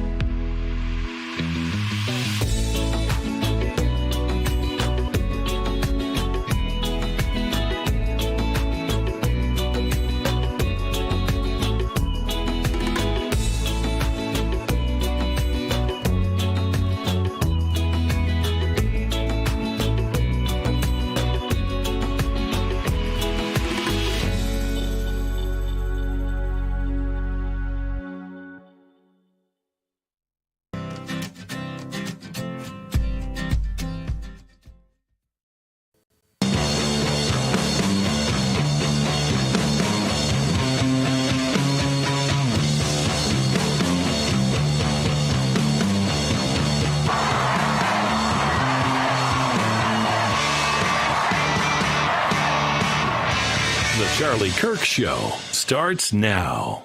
But in terms of what the base is doing with Donald Trump right now, they support him on Iran. They do support him on Ukraine because what he's done is he's put NATO in the middle of this, and it's not U.S. tax dollars, it's European countries. The base is with Donald Trump. In fact, it is true. His numbers among Republicans continue to rise. They couldn't go up much higher because they're so good already. But the base is with Trump, regardless of whatever is roiling or boiling in the political seas out there. You can't deny his numbers among his voters, his Republican voters, are higher than they've ever been. Why are you doing this? This is outrageous. This is a kangaroo court. That's what we have here. This is wrong. To violate your own rules without going by the mandates of the parliamentarian. This is unbelievable. There's a way to do this. If you want to force this through, if you want to ram this through, there's a way to do it in accordance to the rules as spelled out by the parliamentarian. It is simple. It is clear. There's a pathway to achieve what you're trying to achieve. We give them dignity. At some point in the future, another legislator will write another law to give them paths to citizenship. Right now, what we need to do is to buy peace for these people, allow them to stay, to continue working, because they are needed. You see, what I'm trying to do is to bring some common sense, which is the least common of all senses, to this conversation. The economy needs them. They do not have a criminal record. They have not gone into trouble. They have been here for a long time. They have roots in the country. Let them stay. Don't give them any type of federal program. And allow them to pay taxes, help the Social Security Fund, and let them stay and contribute to the economy with no criminal record.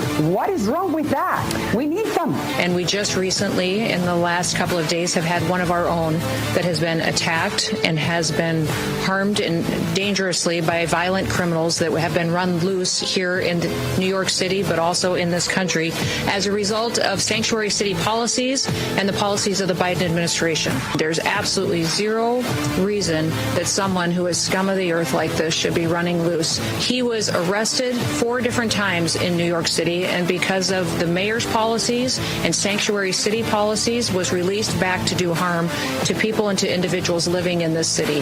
I'll say it again, sanctuary cities are sanctuaries for criminals. And I'm going to work very hard for Secretary Noem to keep President Trump's promise and his commitment several weeks ago that sanctuary cities are now our priority. We're going to flood the zone. Sanctuary cities get exactly what they don't want: more agents in the community and more agents in the work site. Sanctuary cities are sanctuaries for criminals. President Trump is not going to tolerate it. And I'll work every day with Secretary Noem to make sure we get as many bad guys, illegal aliens out of this country that we can. I mean, you say that what American people want is people that will stand up for them. I mean, but the Democratic Party's favorability is at 28%. Can you win back the House with numbers like that? The American people are with us on the issues. The polling suggests, though, that the American people are not with you in trusting Democrats right now. The seriousness of, again, the implications and the consequences of these actions that were taken demand accountability. The American people not only deserve the truth and accountability, when we look at the future of our country as a democratic republic and the American people's ability to have faith that when they go and cast a vote at the ballot box, that the will of the people will be respected by those in government, whether they be Democrats or Republicans. This is literally what is at stake here. So we are referring all of our documents to the Department of Justice for the purpose of accountability and action. There must be accountability. The truth must be shown to the American people in order to ensure that there is this faith and trust and integrity in our democratic republic for the sake of the future of our country. Over 100 documents that we released on Friday really detail and provide evidence of how this treasonous conspiracy was directed by President Obama just weeks before he was due to leave office, after President Trump had already gotten elected. This is not a Democrat or Republican issue. This is an issue that is so serious it should concern every single American, because it has to do with the integrity of our democratic republic.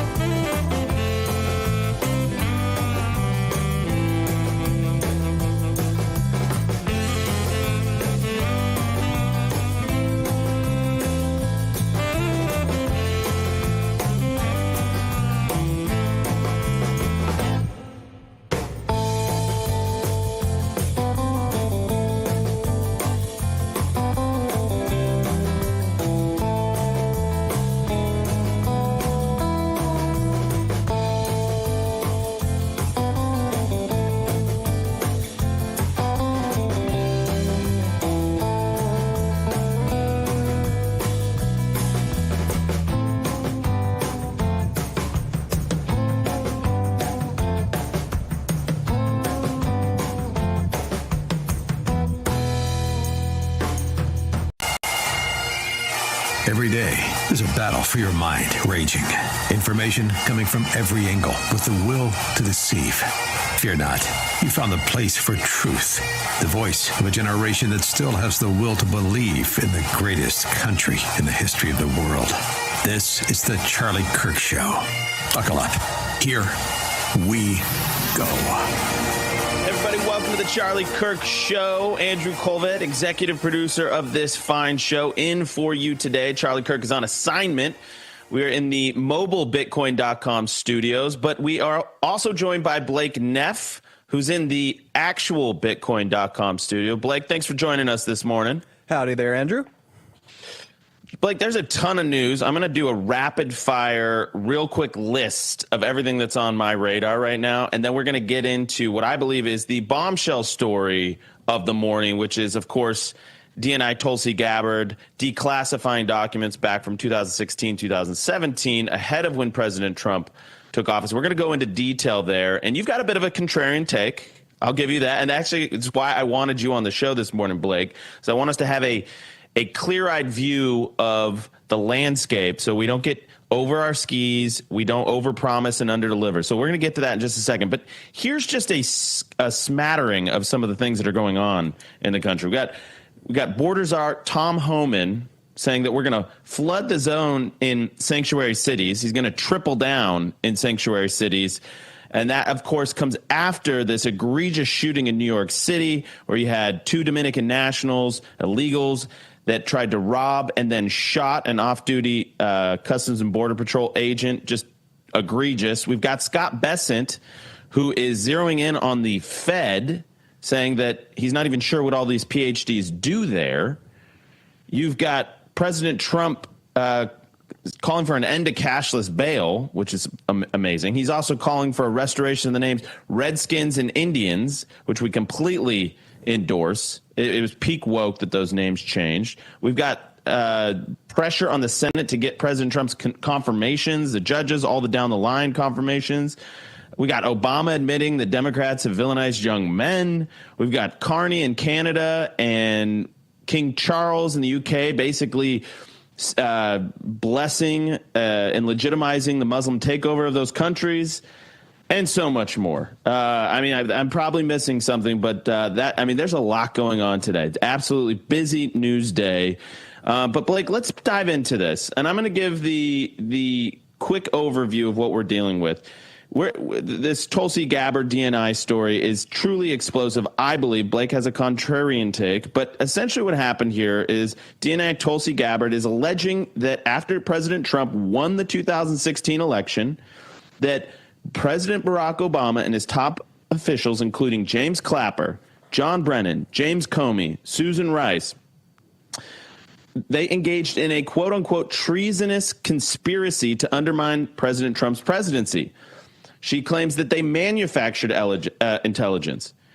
They created a false intelligence report claiming that Russia interfered in the 2016 election to help Trump, despite earlier intelligence briefings and conclusions that said the opposite. There was this now famous, infamous December 9th meeting where Obama directed his officials to produce a new intelligence assessment. And this intelligence assessment was ultimately released on January 6th, and it contradicted the prior reports about Russian interference. Then they leaked these claims to the Washington Post, NBC, New York Times, pushing the narrative that Russia interfered and influenced the election outcome. Here's the kicker. They used the Steele dossier, according to Tulsi Gabbard, to build this new assessment. Obviously, the Steele dossier has been completely debunked, is an act of fiction. This, she says, resulted in a years-long coup. Gabbard calls this effort to delegitimize President Trump's victory, leading to the Mueller investigation. Ultimately, you could argue two impeachments, arrests of officials, heightened U.S.-Russian tensions. I mean, the implications of what happened here are extraordinarily far-reaching. And she calls it a years-long coup. And now she has handed over the documents to the DOJ, and she's calling for prosecutions. Now, Democrats, of course, are downplaying it. Jim Hines, Senator Mark Warner have dismissed these claims as baseless. So what does it all mean? I tend to fall on the side of skeptical positivity, that we could actually be seeing some accountability here. But I'm skeptical because we've yet to really see accountability across our government and all the scandals and all the quote unquote conspiracy theories that have been proven correct after the fact. Blake, I want you to paint both a positive and a negative. Give the audience what could result from this and why you think that there might be some speed bumps ahead.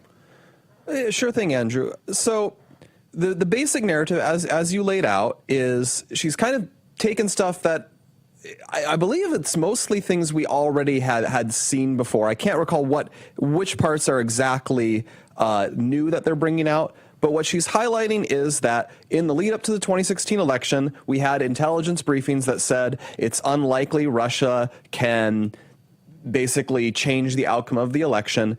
And then she says the Russia hoax stuff afterwards was basically an attempt to rewrite this to bring down the administration.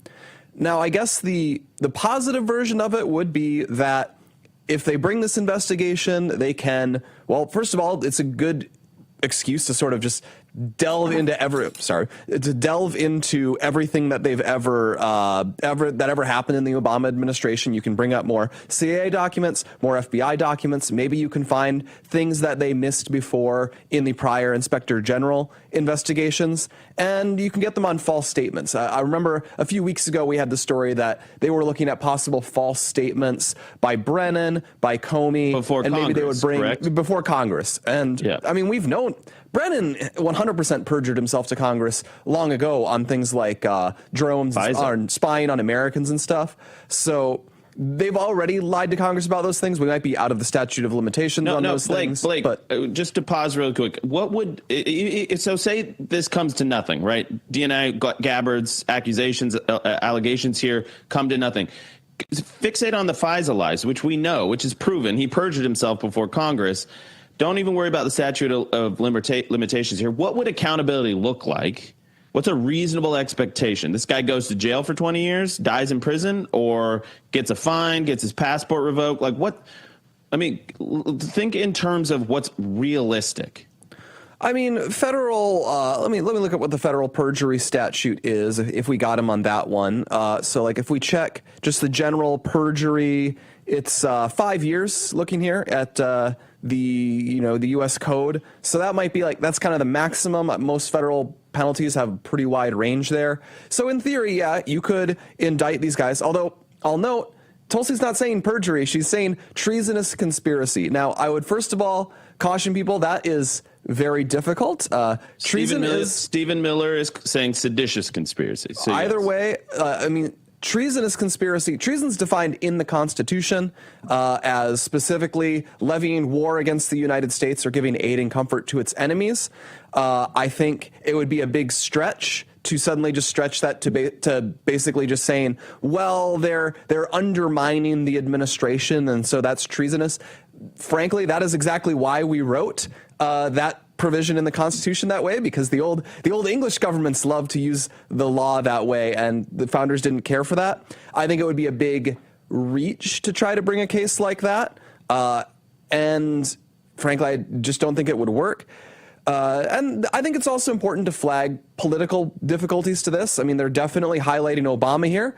Obviously, President Trump has his differences with President Obama, but I think it's worth reminding people, broadly speaking, Obama's pretty popular with most Americans, and I think it could end up being a distraction if they're trying to drag Obama into court for his actions at the very end of his presidency because they're mad about how they handled an election that Trump won a decade ago. So that's kind of my gut feeling. We can kind of debate this back and forth after the break here. We're gonna go over. We're gonna blow the brakes here. So if you're watching on streaming or you're listening on podcast, you're gonna get this, but. I mean, I just have a wildly different emotional, visceral take from this. We have to guard against our emotions, think rationally, prudently. I'll dive into that in just 1 second.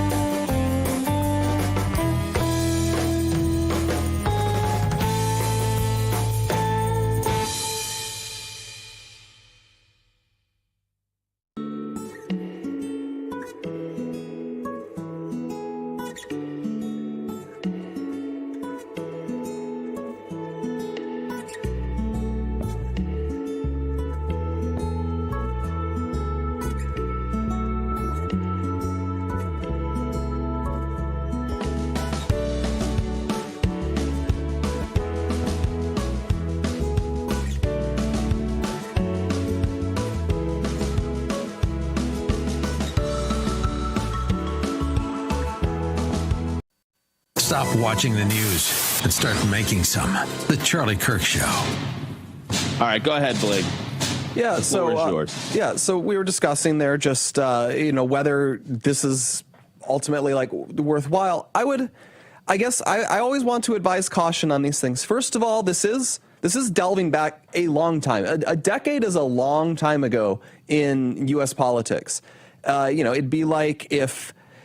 It would be like if the Obama administration was investigating stuff that happened at the end of the Clinton administration, or if you were suddenly, we were suddenly dredging up stuff from 1992 after 9/11.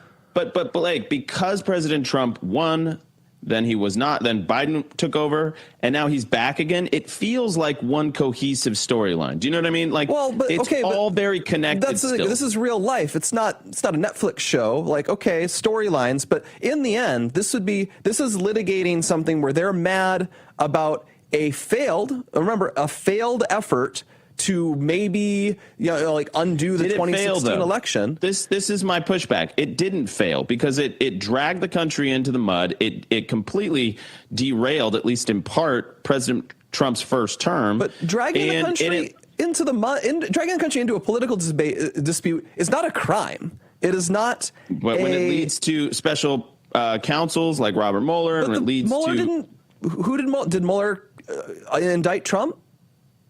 Nope. He didn't, thankfully, because there was no there. But this is the point, is that it was clear from the intel assessment originally that there was no there. And yet they created a narrative to say there was a there. I want to flag that, too. So this is another thing where I think they could get in trouble if they chase this too hard. Yeah, so again, if you get false statements on Brennan, I kind of hate Brennan, I kind of hate Clapper, I think it'd be nice to see them kind of squirm in a in the docket, really because hate them. They're just nasty I don't people. kind of hate them, but yes. But then that's a narrow and specific thing, and I think if they're going to go for something, they've got to go for something narrow, precise, specific. And I can elaborate more on this as we come back.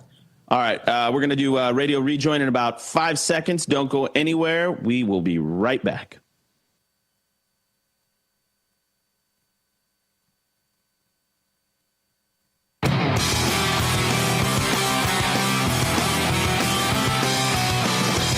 All right, welcome back to the Charlie Kirk Show. You've got Andrew Colvett, executive producer of this fine show, and Blake Neff. We're live at the Bitcoin.com studios, and Blake's actually in the Bitcoin.com studios. Your one-stop shop to buy, sell, and manage Bitcoin all in one place.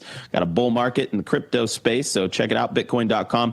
All right, Blake, you're saying we should be a little bit more cautious. I actually agree with you. I agree with caution.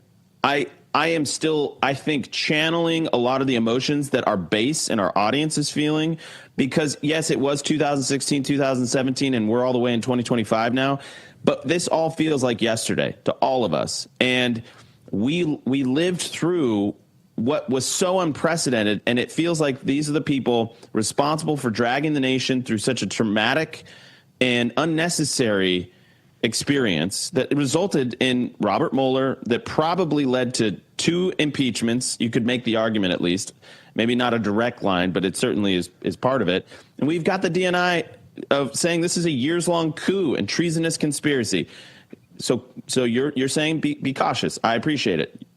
And make your point, because I think it's important. Well, so one thing I really want to highlight is there's a bit of a sleight of hand going on with what Tulsi Gabbard says in her post, because let me bring it up here. So when she's summarizing her stuff on X. This is where she posted it last Friday. The stuff she's highlighting before the election, where she's using this to argue that they changed course. So, for example, on September 9th, there's a presidential daily briefing, and it says, "We agree Russia probably is not and will not be trying to influence the election by using cyber means to manipulate computer-enabled election infrastructure."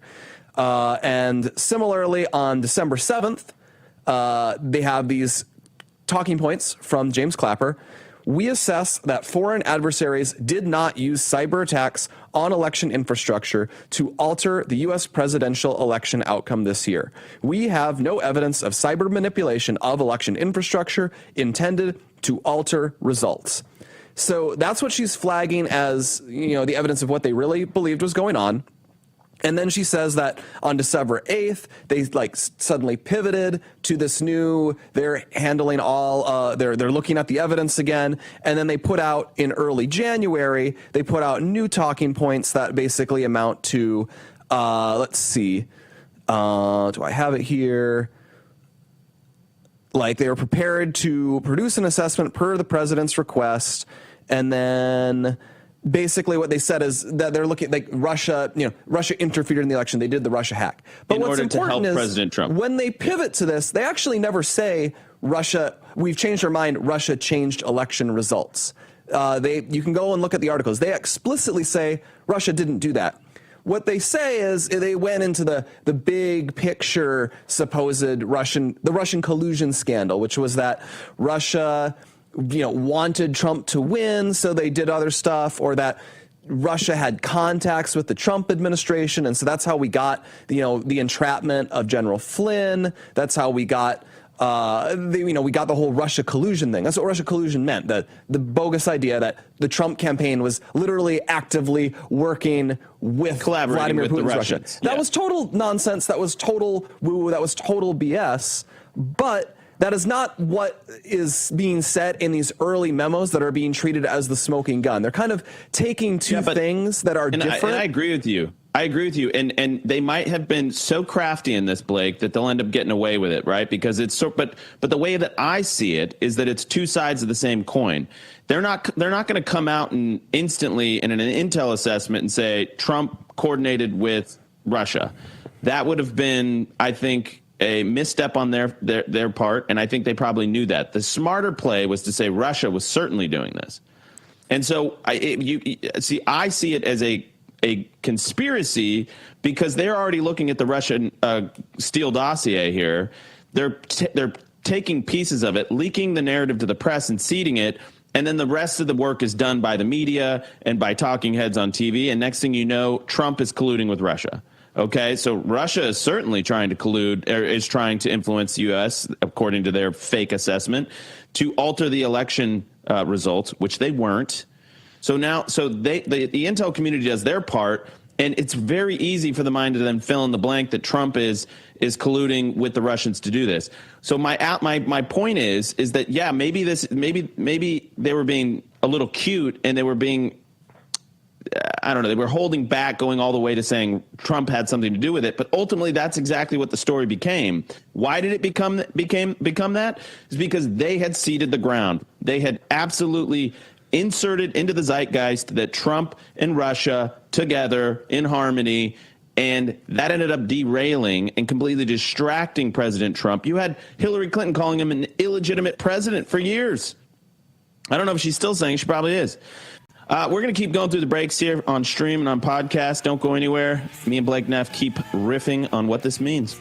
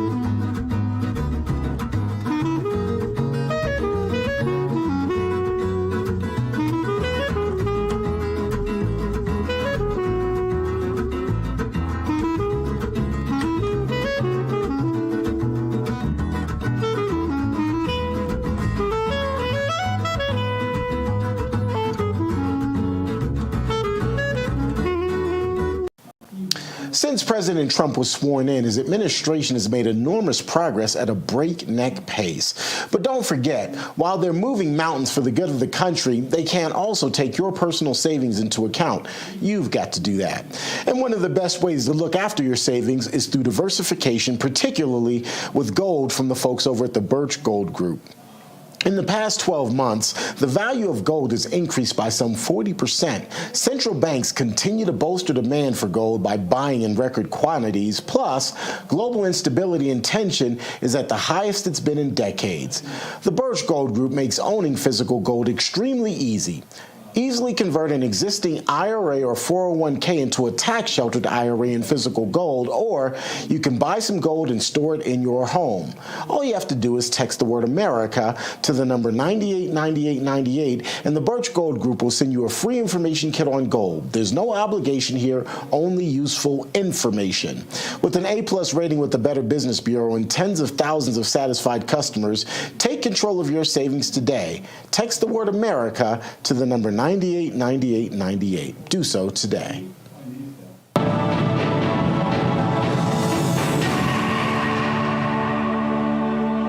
Terrence Bates here with your Real America's Voice news break. President Trump's Director of National Intelligence, Tulsi Gabbard, making a splash as she has declassified documents related to the Russia probe from during the 2016 election.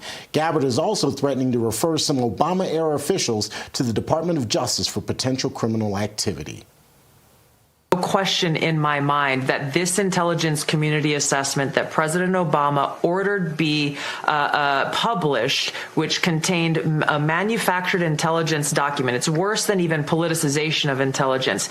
It was manufactured intelligence that sought to achieve President Obama and his team's objective, which was undermining President Trump's presidency and subverting the will of the American people. So yes, next week we will be releasing more detailed information about how exactly this took place and the extent to which this information was sought to be hidden from the American people.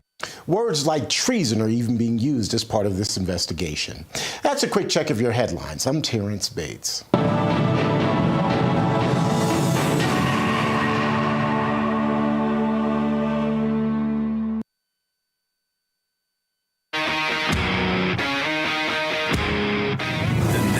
Great awakening is here. Welcome back to the Charlie Kirk Show.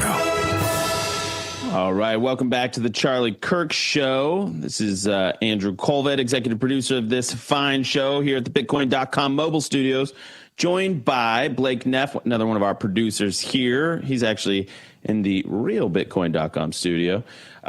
We are waiting Senator Rick Scott to join us. We're going to be talking about Senate appointments with Senator Scott. I want to play just a little bit more tape of Tulsi and what she's alleging. Let's go ahead and play cut 254.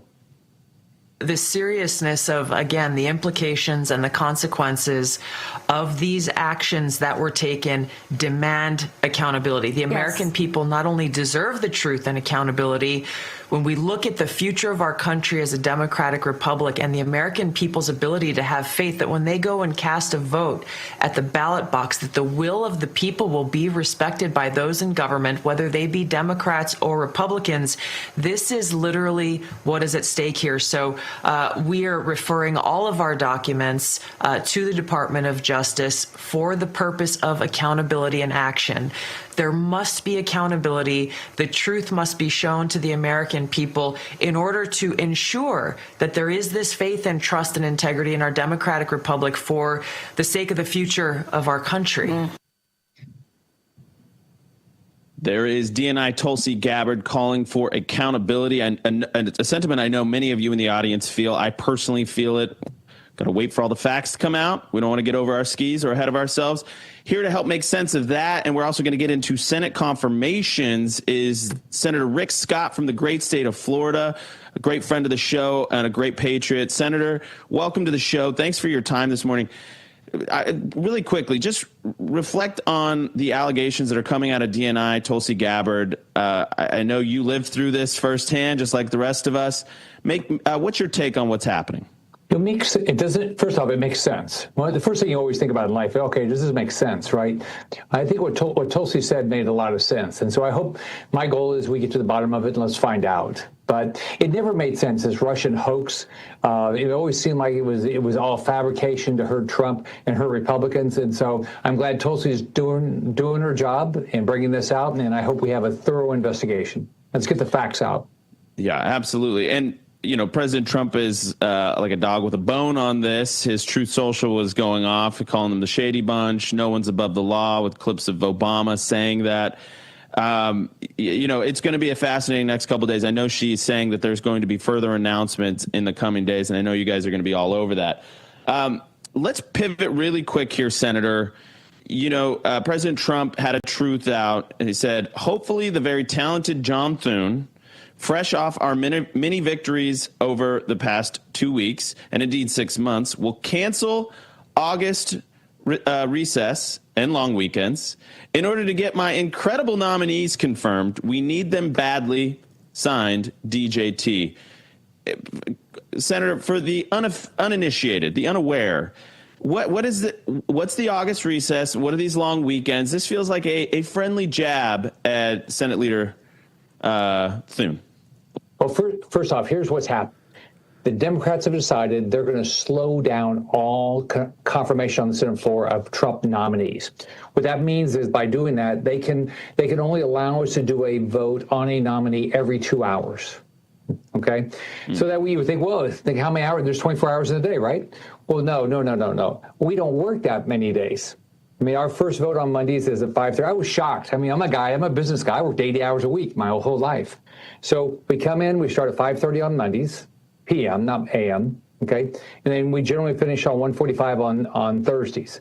So, and we don't start, early in the morning. So number one is we can work 5 days a week, we can work weekends, and we can work longer hours. That would be the number one. Number two is this year we're scheduled, I think it's 40 weeks out of the 52 weeks to be in D.C. Now, in theory, the other 12 weeks you're going to be at home working, but some people would take vacation. So in August, we're typically off all of August. We usually have that's our biggest break. It's a 4-week break. That's where people either go on vacation, they travel at home and visit the constituents, or travel around the world, like, going to other countries to meet with the political and military leaders. So what the president is saying is, get my nominees done. You can work 5 days a week, you can work weekends, or you can cancel your recess. I agree with him. Let's get to work. That's my slogan. Andrew, that was my slogan when I ran in 2010. Let's get to work. That's what I've always believed. I believe in working. That's great. I mean, that's fantastic. So we know that you're a hard worker. We know that you're a successful businessman because of that, what you did in Florida. But also explain because I think for the general public, we looked at, okay, we got Gabbard and Hegseth and Marco Rubio. We got all these guys confirmed. We got the cabinet appointed much quicker than we did in Trump 1.0. What kind of positions do we need to be looking to fill with these Senate confirmations? Explain kind of tier 1, tier 2, tier 3. Well, for all the agencies, we have undersecretaries. For state, for defense, we have undersecretaries that have to be confirmed. That's number one. Number two is we have ambassadors that have to be confirmed. Number three is we have judges that have to be confirmed. Number four, we have U.S. attorneys that have to be confirmed.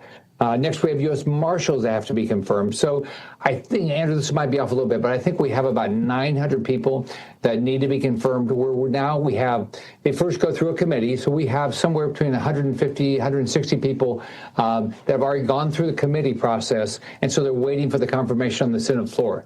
Historically, all right, before Trump, the Democrats would allow you to do a batch of them because some of these people have come through with unanimous consent out of a committee, things like that. There's no controversy in them.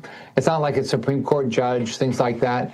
So, but the Democrats, they're sitting here. Number one, they're the ones slowing this down. But we got to start coming in earlier, working later, working weekends. If we have to cancel recess, cancel recess. I think, I speak for our audience, Senator, that we agree. The Senate schedule is an abomination. Can can Leader Thune, can he simply just change the rules? Like, how much power does he have to cancel August recess or to extend to a 5-day work week so you're not leaving at Thursday, at 4 o'clock? So the leader of the Senate, and right now, majority leaders as John Thune, he decides our schedule. Now, here's his limitation. Senators have to stay here. So he can say we're going to be here, and if people say, well, I'm not going to show up, then there's nothing he can do about it. So number one, we have to say we're going to stay here, and number two, people have to stay. They have to say I'm not going to leave on Thursday at 1:45 after that vote. I'm willing to stay on Fridays and Saturdays and Sundays and recess, whatever it is. So it takes both. It takes John Thune to say it, and takes senators to show up, Republican senators. Yeah, I was going to say, if all the Democrats basically say, hey, we're not going to show up, but we get 53 Republicans, is that enough to keep going on with? If they just don't want to show up, that's their own problem, right? Yeah, we can. The only thing so the value of the Democrats showing up is that maybe at some point they'll say, hey, we'll let these things go through quicker. We won't make a 2-hour wait for each one. Yeah, you do it in batches. For the audience edification here, I mean, we need tons of these undersecretaries confirmed. It's a huge barrier to actually getting the Trump mandate and the agenda off the ground, and people don't realize that. Yes, we've got the top cabinet officials in place, and that's huge, and they're setting the tone. But if they don't have people below them to execute on this agenda, it's going to be a massive impediment to actually getting the agenda across. And judges and U.S. attorneys and Amen. U.S. marshals, ambassadors. There's Andrew, I think it's 100. I'd have to look at the list. I think it's at least 150, might be 160 people we're waiting for right now. My goodness. So the ball is in Leader Thune's court right now. The eyes of the nation, especially President Trump supporters, are on you, sir. Please, please, please. President Trump is giving friendly jabs right now. We're giving friendly jabs. Let's get the job done. We don't want to have to turn up the heat, but we will. This is a huge, huge issue. It's not grabbing headlines like, Tulsi Gabbard and Obamagate and things like that. It is massively important to the work of the country actually getting done. Real quick, Senator, real quick, breaking news. Jerome Powell has just been referred to the DOJ for criminal charges for perjury related to his $2.5 billion renovation of the Federal Reserve building. Rep. Luna is alleging that Powell falsely downplayed the project's $600 million cost increase and denied the existence of luxury features like a VIP dining room and rooftop garden. So we're going to watch that. Andrew, that $2.5 trillion is more than it takes to build a football stadium. That's a renovation. Yeah. Okay. More than a football stadium. Yeah. No, I agree. I think it's just it's an interesting one because we're talking about allegations of perjury on the cost of a building. But by the way, I'm not saying I'm against it in theory, because in principle, the budget overruns, you've got this, and I know this hits close to home, Senator, you've got Democrats in California. What was it supposed to be, $30 billion? Now they're saying it's $133 billion for this high-speed rail. President Trump has now pulled the federal funding from that. I know in Florida, you rejected such a similar project. My first month in office, I had the same opportunity. My first month in office, Obama wanted me to build a high-speed train that had to stop 15 times between Orlando and Tampa. Okay, it was going to cost the state at least $1 trillion and lose $100 billion a year. Now, do you think that was something I would do as a business guy? But climate change, Senator. But climate change. Yeah, that's the thing. Did it. Yeah, absolutely. Well, I'm glad they pulled the funding, but so when it comes to Powell, it's like, listen, I know we want him to get out. He's not lowering rates when the rest of the world is lowering rates, and it's having a massive financial impact on our debt even. So I understand the impetus here. I just want to make sure that if we're gonna criminalize budget overruns in D.C., the whole town's going to be locked up. So I just want to caution the audience a little bit in that. Final word, Senator. What are our marching orders? What do we need to get done in the next week? What do they need to keep their eyes on? 30 seconds. Right now, what we're going to be doing is we're starting the appropriations process. So have high expectations that we're heading towards a balanced budget. Trump wants a balanced budget. We've got to balance the budget, or we'll not see lower interest rates. We'll not see inflation under control. That's the biggest issue we got to deal with right now. Amen. The affordability crisis is massive. Absolutely. And Senator, just to make sure we keep our eyes on the prize here, when we talk to young people, it's all about they can't own homes, they can't start families. We need to address that. Thank you for your time, Senator. We're always honored to have you. Thank you so much. Hey, Andrew. Nice seeing you. We'll be right back.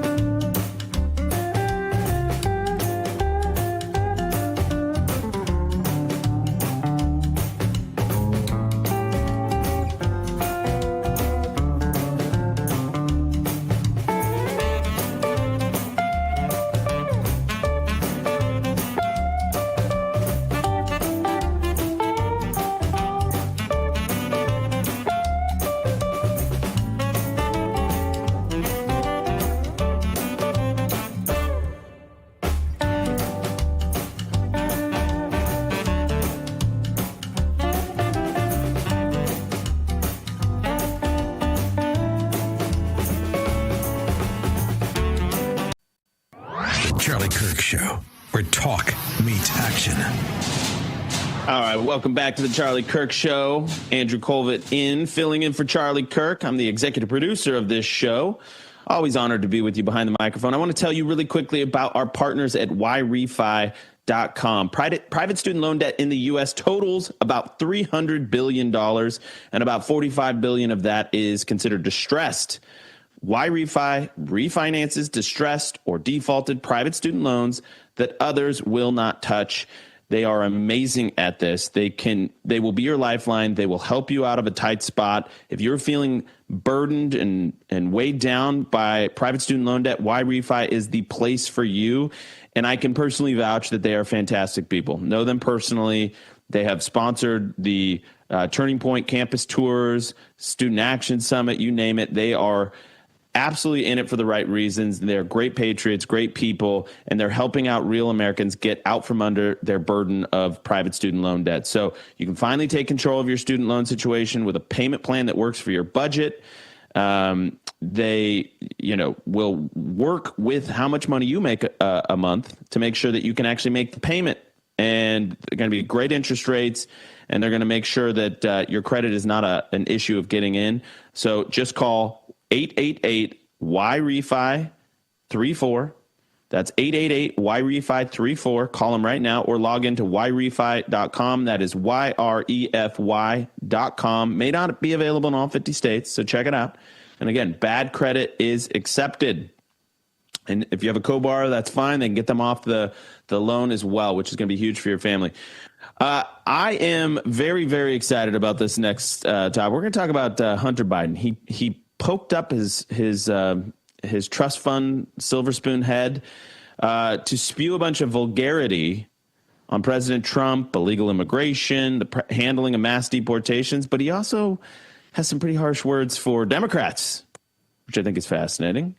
Hunter Biden. It's just like a whole show just calling back, bygone eras here, but it's got to be done. Got to be done. We'll be right back.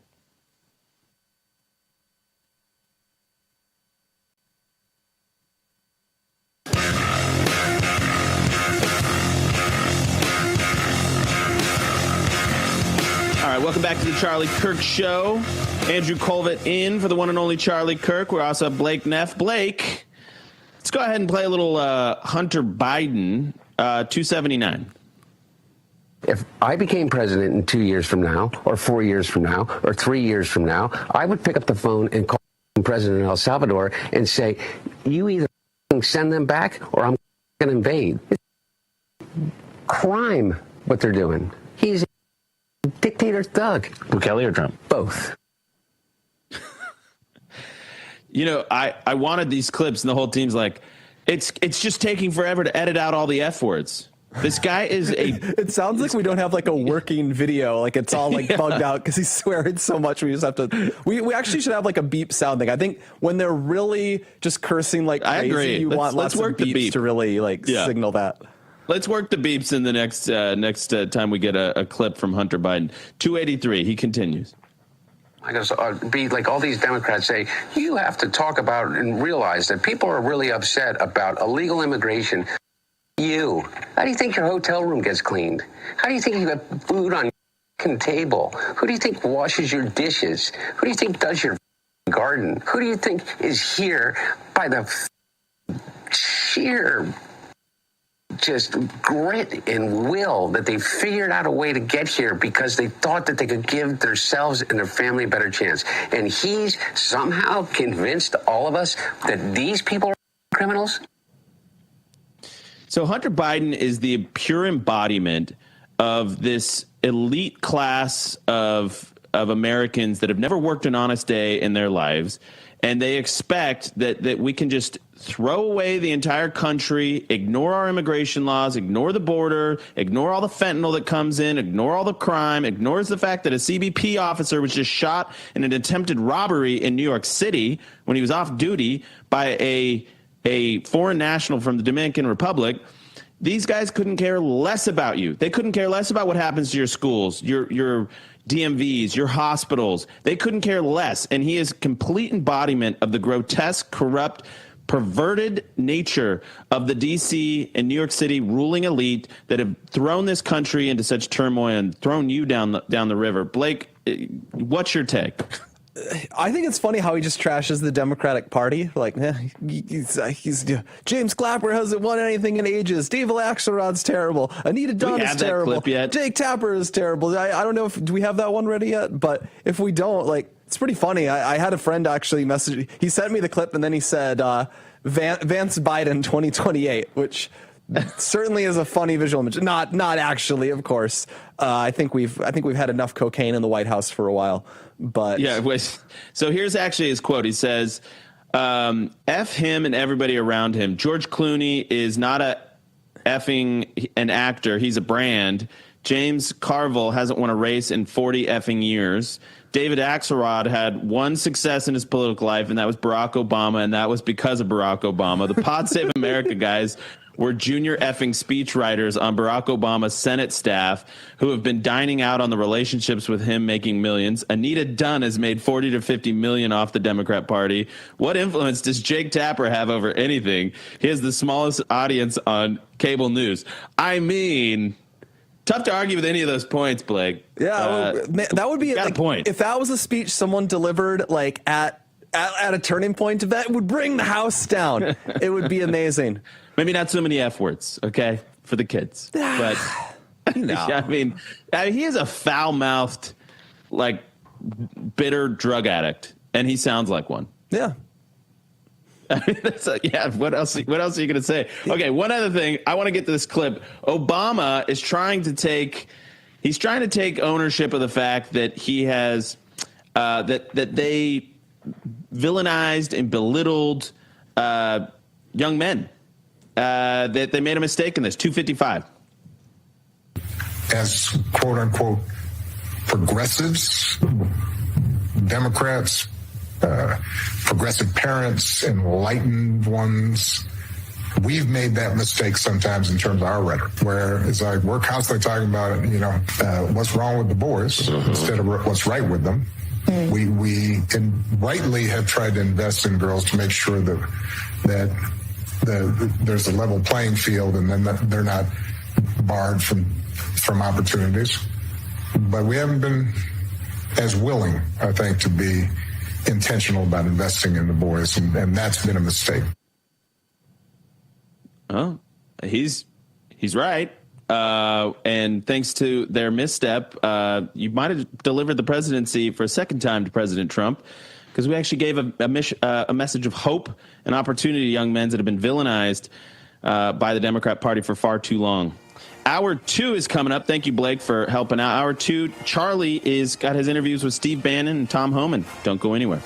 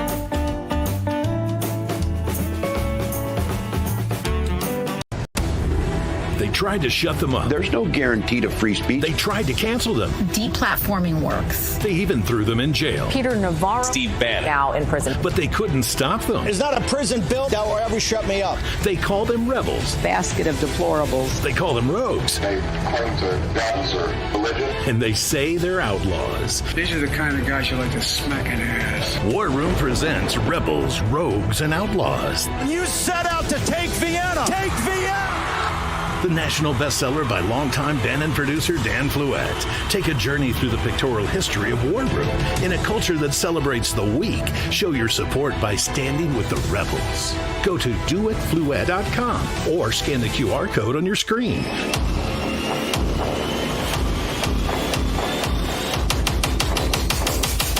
Use the code RAV20 for 20% off your order. Stand with the rebels and never back down.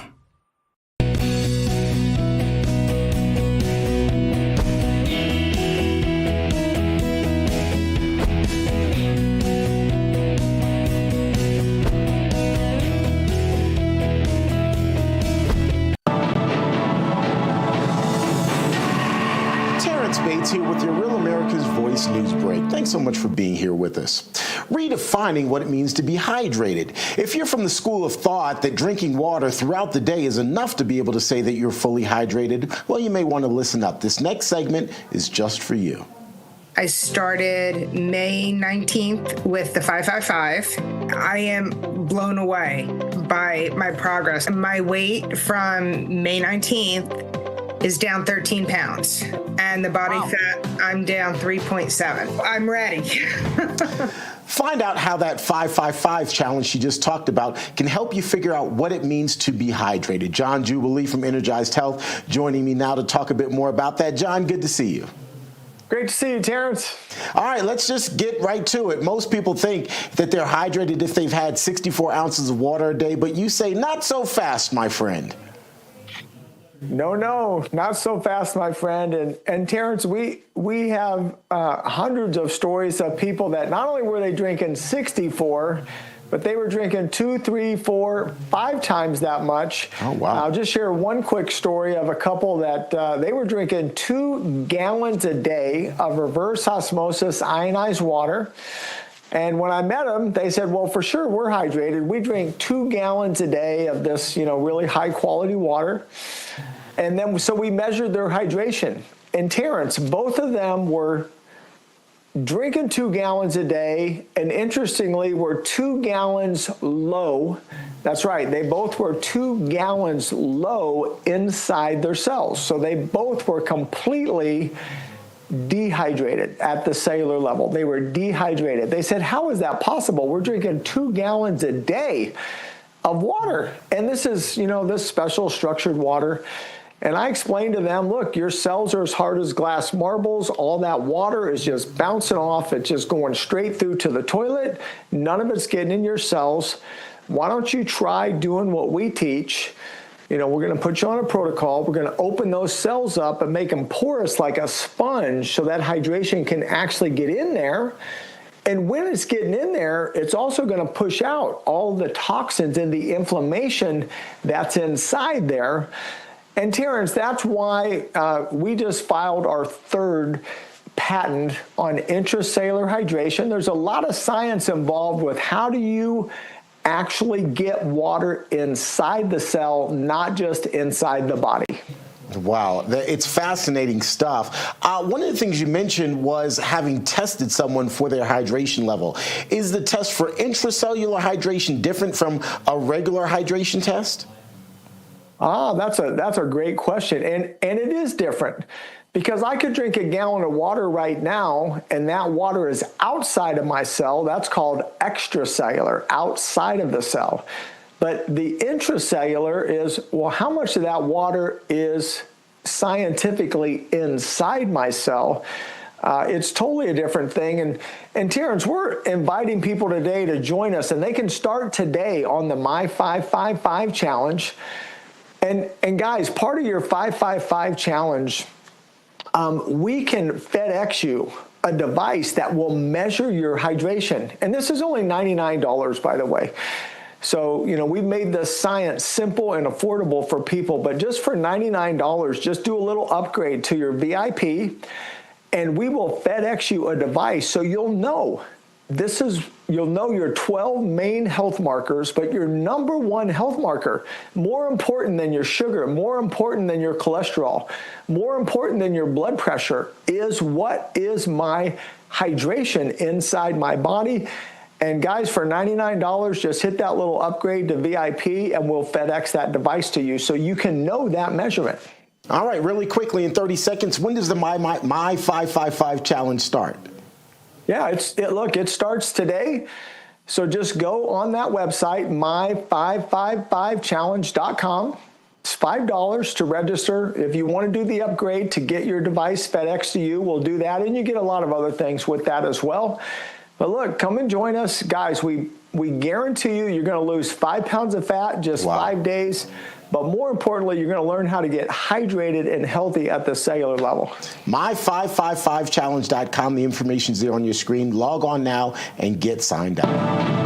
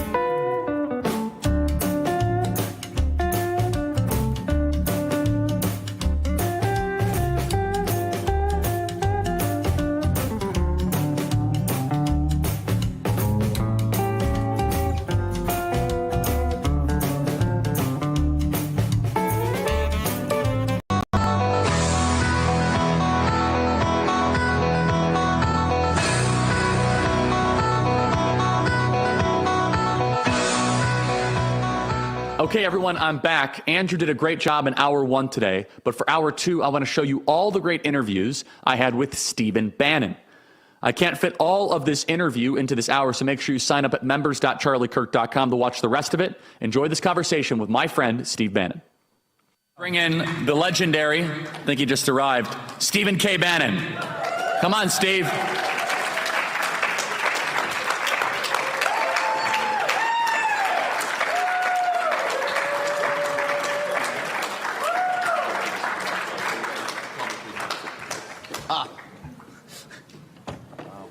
Steve, thanks for doing this, man. It's my favorite part. It's my favorite part of the Turning Point experience, except for our live broadcast and the speech. You know, I got to tell you, Steve, you've become this. Because yeah, it's outside of walking through the halls and using the restroom. No, I love favorite it. thing. Because your folks always ask great questions. No, but you become this essential link in the Turning Point ecosystem. Bring in War Room, bring in this populist nationalism. So it's awesome, and thank you for that. It's been. Well, I don't know, Charlie. You're pretty good populist, pretty good nationalist. You've done such a great job with this. No, I waver a little bit. You know, no, you don't waver. You just need some mid-course guidance every now and again.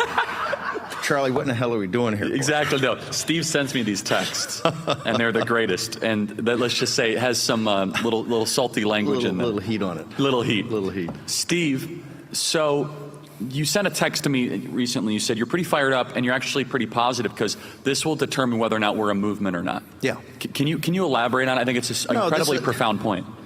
Megyn Kelly said it, and we played it in the cold open today. I think she said it very powerfully. By the way, last night, I think will go down in our movement's history as one of the most important nights. I mean, we started at War Room. It was the shot heard around the world. Every segment of War Room went viral with you, me, and Posobiec.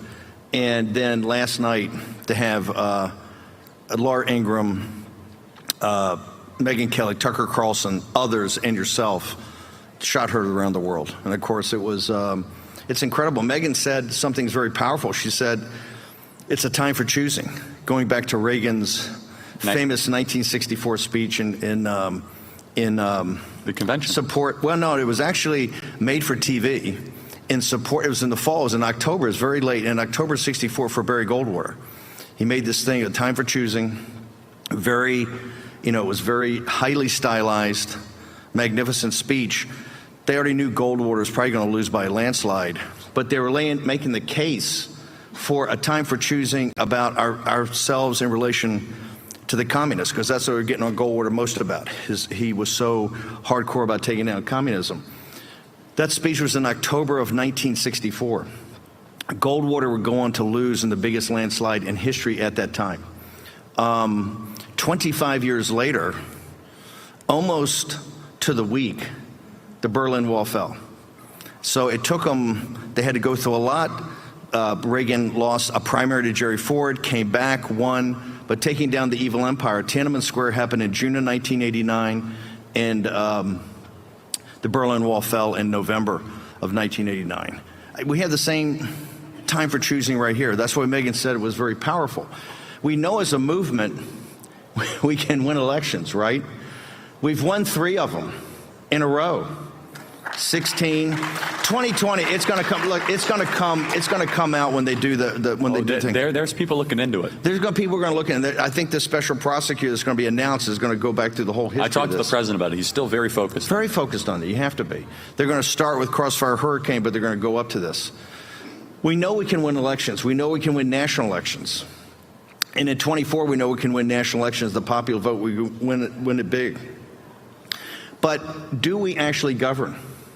You have to ask yourself the question, do we actually govern? Is there an apparatus that's bigger than this kind of democratic process that's laid onto a constitutional republic, right, of our founders and the revolutionary generation set up? Do we actually govern? I would argue we don't, right? Yet.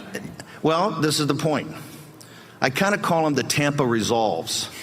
Remember, they had the resolves before the in the run-up to the Declaration of Independence. The first resolve is very simple. We have to destroy the deep state for the American people to be free, right? Full stop. Number 2, the second resolve It's our responsibility. The deep state does not have the consent of the American people. Therefore, it's the duty, responsibility, and sacred duty of the American people to destroy it. Right? Nobody else. Only us. And the third, and I think the most important for this moment, on this crusade, you're either with us or you're against us.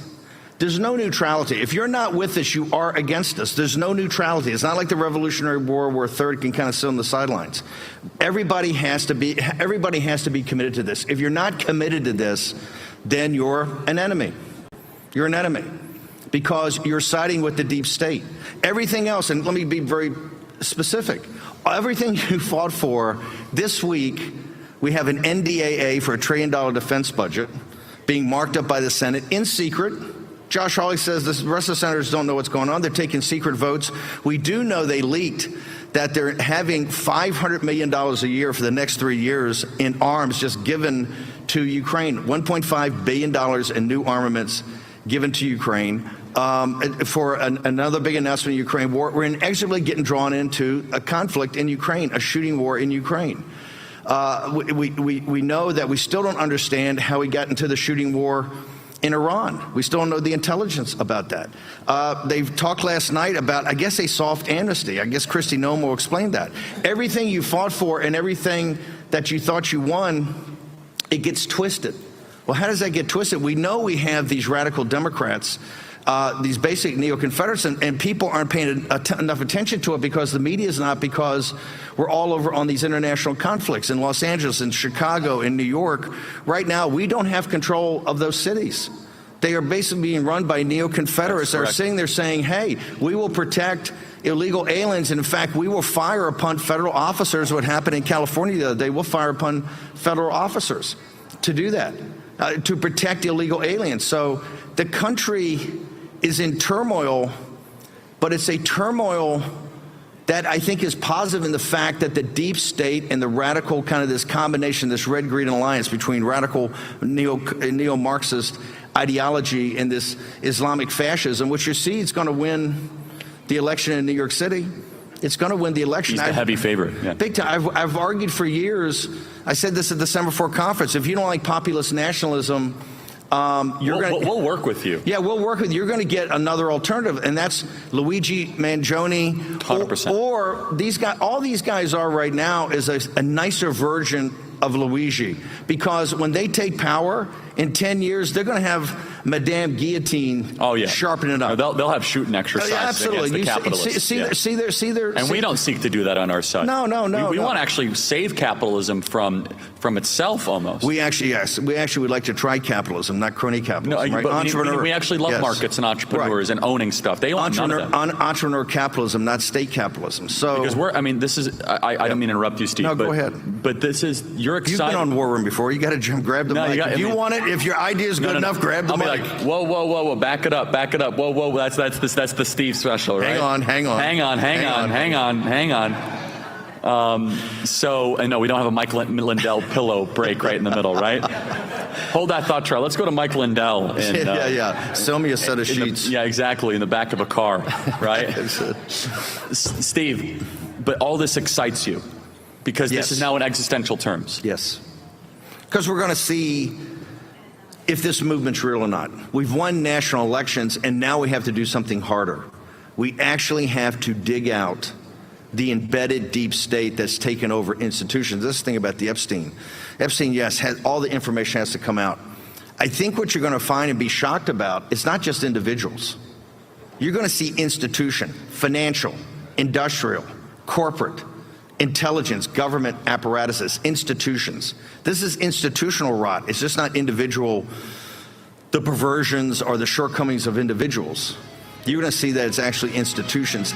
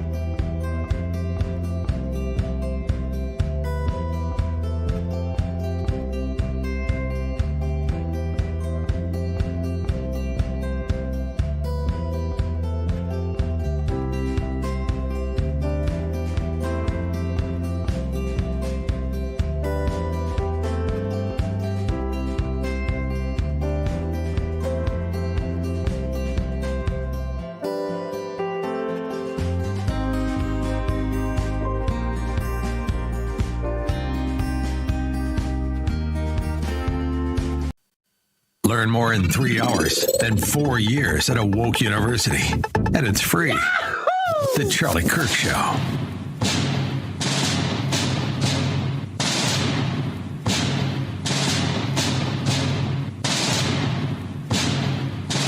Now I want to talk to you about our amazing partners at YRefi. YRefi, they have just had our back every step of the way. Go to YRefi.com. That is YRefi.com. Private student loan debt is really hurting the country. And so you guys should want to get out of private student loan debt today at YRefi.com. That is YREFY.com. YRefi.com is just a great way that you guys can refinance your private student loan debt. So go to YRefi.com. Again, so many people in this audience know people or are involved in private student loan debt that is holding you back. Get out of that private student loan debt today at YRefi.com. That is YREFY.com. So take a look at it right now at YRefi.com. Stay tuned for more Steve Bannon. Make sure you guys subscribe to the Charlie Kirk Show podcast. Enjoy. You're going to see that it's actually institutions. That's what we have to do. This work is far harder than the previous work we've had to do, which is winning elections, which is you folks are doing the precinct strategy, and people have been out there knocking on doors. That's hard enough. This is harder. And say, well, what do we have to do? So we have to be relentless now in being all over our elected officials on the executive branch, the House. We got to get in there about cutting budgets. You know, the Supreme Court's backed us up. They said, hey, if you want to take down the administrative state, go for it. You can start having mass layoffs. We have to make sure, and to me, 1,300 at the State Department is maybe a good afternoon's work, but we need the State Department cut in half. We need CIA. We need a cleansing. We need a purge. So Steve. By the way, President Trump just killed my speech. So I'll have to think of something. I'll have to accommodate the Truth Social. What are you going to say now? You got to wait. You got to see. Hey, what were you going to say? I was going to talk about time for choosing the resolves. I still am, but I'm going to interweave it with President Trump. You have obviously. We've had tremendous wins. I mean, we've had more wins. If you look at the first 6 months, if you started back in January, I think we've had more wins.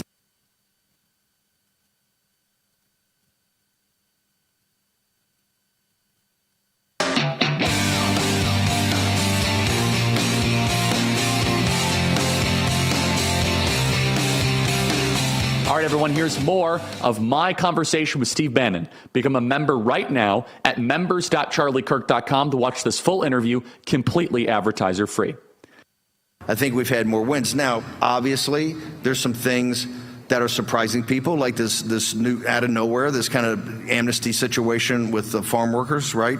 There's obviously this thing with Epstein. There's other things, some of the big, beautiful bill. You know, it's not a perfect world. But I think right now, given the momentum we had and some of the big wins we had, understanding we're going to 26, and we got to keep, because 5 seats, 6 seats, President Trump's going to be impeached. And these guys are so vicious, people are not focused on the Democrats. Hakeem Jeffries is kind of considered irrelevant. Zorhan in New York City, the Working Family Party and the DSA, which are very powerful on ground, sources give them $37 million, and they own the streets. And they own the amount of people that turn out. Turn out 10,000 people in Brooklyn to canvass is a big deal. They do it all the time. So I think that we have to come out here with a rallying cry of action that we're going to take, and I hope that we focus around, we got to take on the deep state, and quite frankly, have to work with President Trump and the team and Cash and these guys. Because Cash, remember, the whole profile before, we were going to take on the deep state. Now we're back to arresting bad guys. Certainly we got to arrest bad guys, although I would like to do that with an FBI that's half the size and a CIA that's half the size. And I think if we don't get to those, that that we failed in our mission. If Dan leaves, does that? I think it would send a signal to the. I don't think that will be. I mean, I think people love Dan, but if we can't get Dan to make it happen at the FBI, what does that mean? Well, I don't think he'd be leaving. Here's what's so bizarre about this. I'm pretty sure Dan drafted that memo, right? It seems like it's not written by a lawyer, so I assume it's not Cash, or maybe a Cash and Dan. I think in their own minds they felt by putting that out, it was going to put everything to bed. It couldn't have been farther from the truth, right? Because if you read the memo, it was an accelerant. The accelerant, exactly.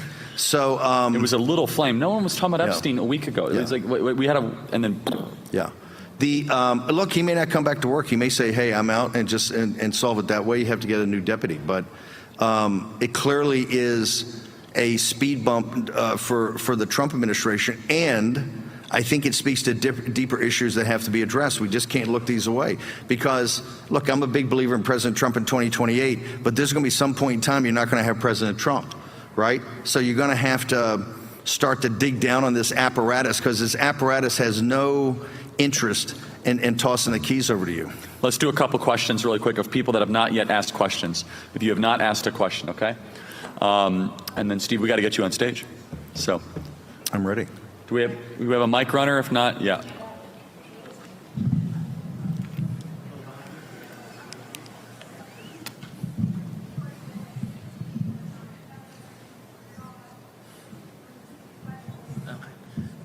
Hello, Ms.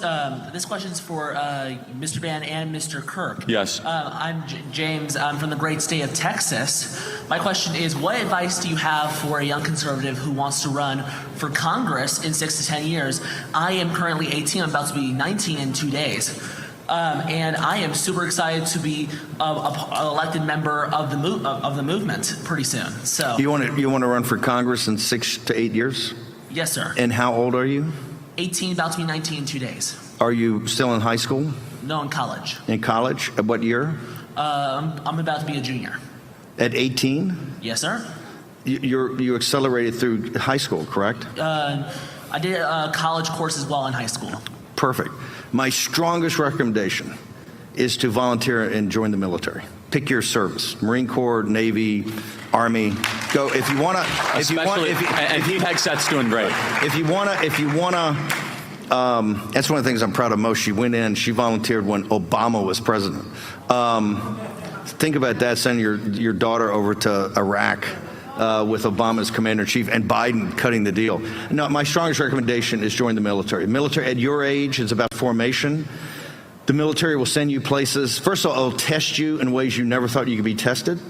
Not just physically, but mentally, morally. You'll find out how courageous you are, how you handle fear, how you handle uncertainty. First of all, send you so far away from home, you'll sit there and go, why in the hell did I sign up for this, right? I'm so far away from home. But like the T.S. Eliot poem says, you'll learn so much about yourself when you return home, you'll understand it for the first time, yourself in your home. So there's nothing better. I can tell you to go join campaigns and all that stuff, but you can do all that later. There's a block of time when you're. It's a block of time when you're young, that in that decade of your 20s, to actually get as many experiences throughout the world to test yourself as you're never going to be tested. That formation, coupled with what your parents did, will last you for the rest of your life.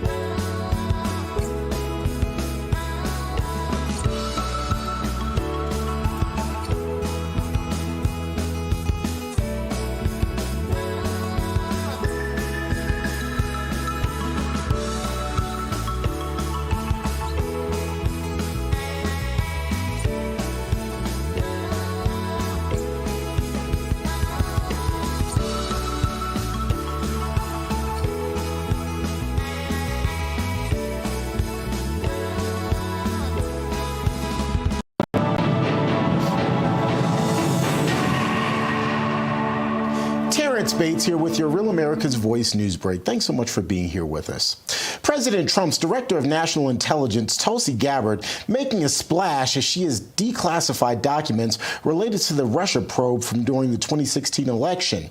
Gabbard is also threatening to refer some Obama-era officials to the Department of Justice for potential criminal activity. Words like treason are being used. No question in my mind that this intelligence community assessment that President Obama ordered be published, which contained a manufactured intelligence document. It's worse than even politicization of intelligence.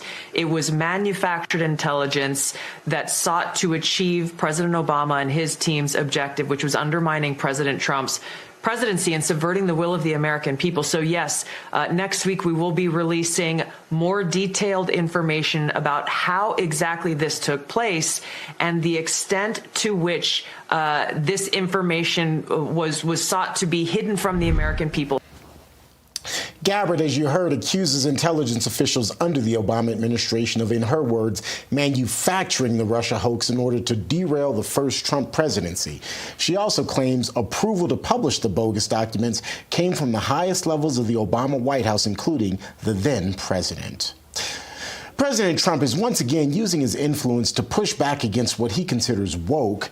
This time, he's encouraging the Washington Commanders football team to change the name back to the Washington Redskins. In one of his latest Truth Social posts that you see here on your screen, the president is threatening to hold up a stadium deal for the franchise in the nation's capital unless the team reverts to its original name.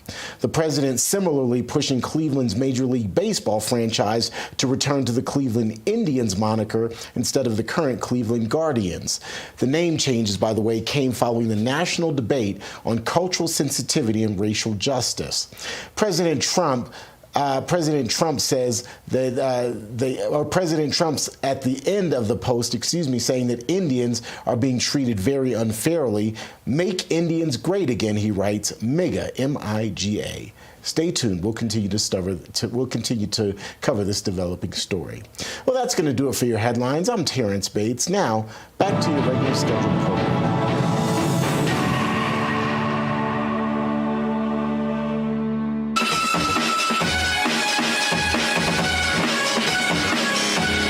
Author of the MAGA Doctrine and president of Turning Point USA, here's Charlie Kirk.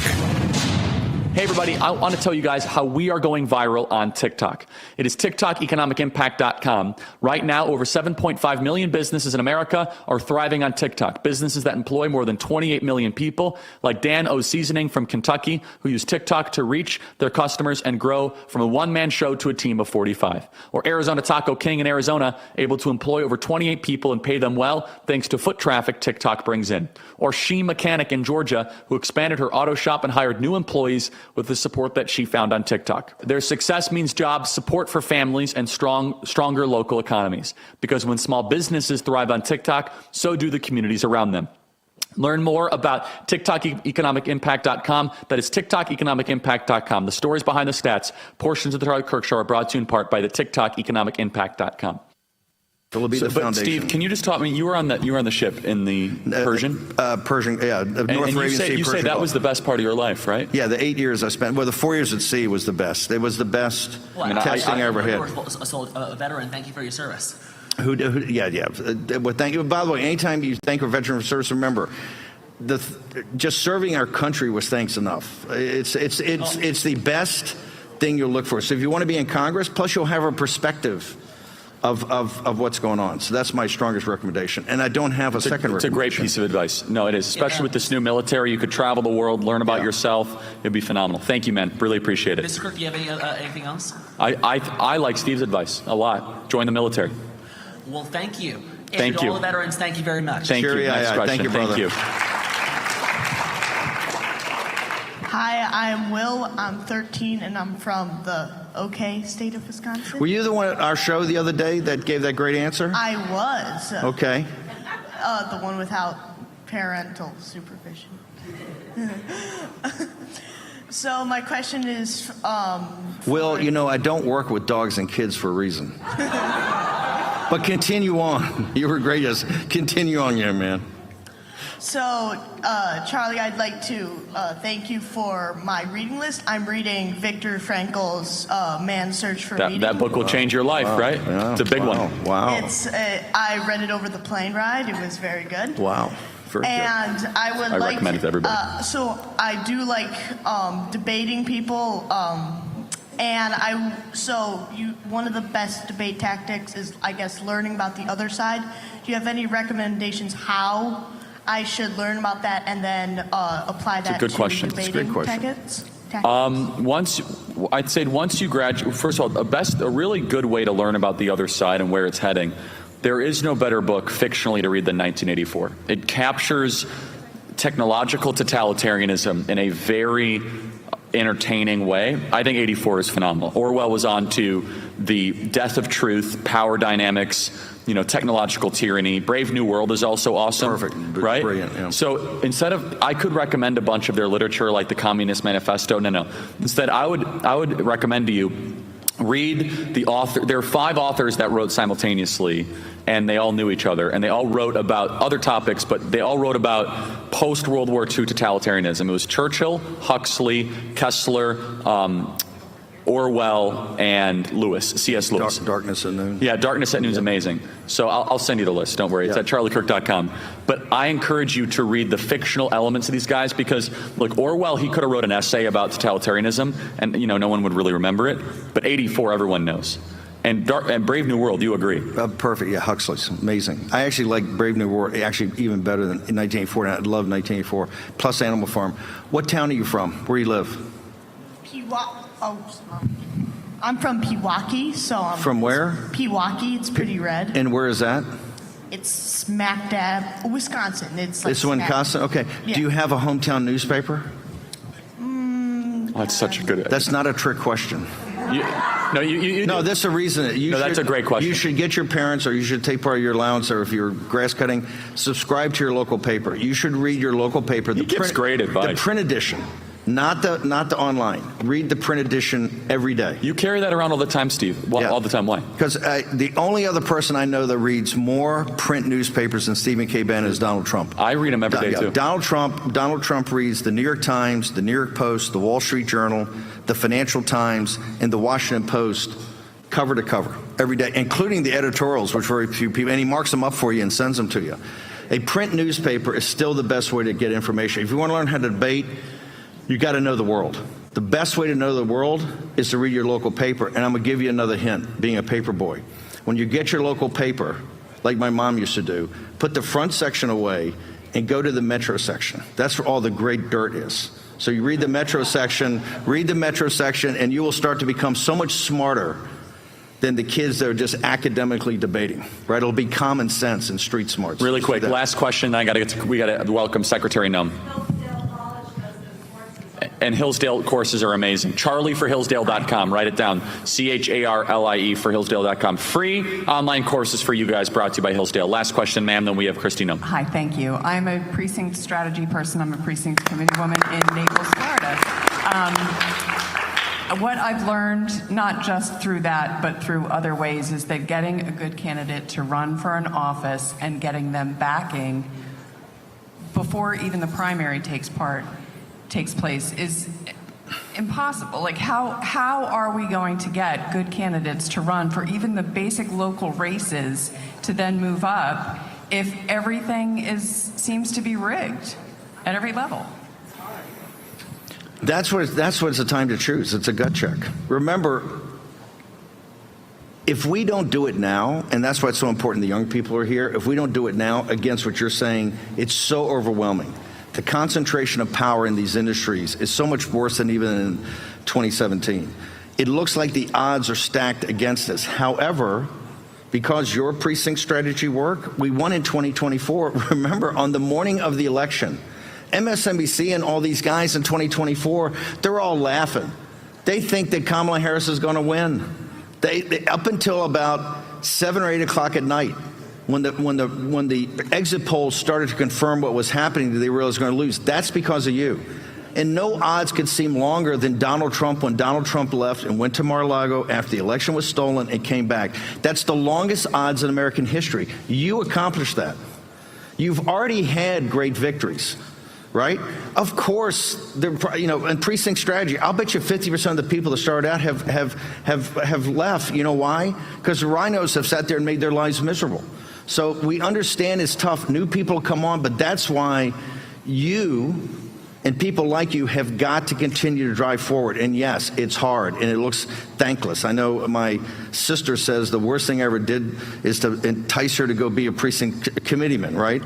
So, but you're going to have to do it. That's how we're going to win. If you, and you're emblematic of virtually everybody I talk to, if you sit there and go, it's too rigged, it's too hard, I can't do it, I got to go do something else, I guarantee you this is going to be a totalitarian dictatorship in a very short period of time. There's no greater gift you can give your children, your grandchildren, anything than the fight we have today. That's why It's a time for choosing. You could choose as a free man and woman, I can't do this anymore. And if we do that, and that is a possibility that people are going to do, particularly with the information, with more true socials like that, maybe that's what happens. That's why we got to hunker down. Thank you so much. Steve, you're a patriot and a great friend. Give it up for Steve Bannon, everybody. Thank you, guys. Here's more with border czar Tom Homan. Become a member right now, members.charliekirk.com, to watch this full interview completely ad-free. So one of the ways you've shut down, basically shut down all the illegal immigrants from across the country is by building up your social media by using it as deterrence. Is that correct? So could you tell me how and what are you planning to do to keep on doing that? Well, look, I'm an old guy. I'm still learning social media, and social media it makes a lot of people brave because they attack you and they hide in their parents' basement. They can say anything they want. But I actually have staff that I'm just starting to do social media a little bit. I do have an X account, but. And I find that a lot of people, like Facebook, I had a Facebook account and I got 8 people claiming to be me. So I got some really smart people working on that, but I agree with you. The power of social media is life-changing. So the White House is pushing social media. My staff's going to push more social media because that sends a message to the whole world. Rather than talking to group here, I know Charlie's got a big following. Social media, you got the whole world. So we're going to do a hell of a lot more social media and educate the people on the truth about border enforcement and immigration enforcement. And let me also say that part of, you see the guys walking through MacArthur Park. Make no mistake, guys, those videos are being seen in the third world. They don't want to come here because the visible, intimidating, that has a chilling psychological effect, and for good reason. So that is a way to deter invasion by just displaying the force of the federal government. Thank you. Next question. I'm actually going to take 2 questions if you don't mind, because last time I was here at Turning Point's December event, my dad actually had a heart attack, and so I'd like to take 2 questions if you don't mind.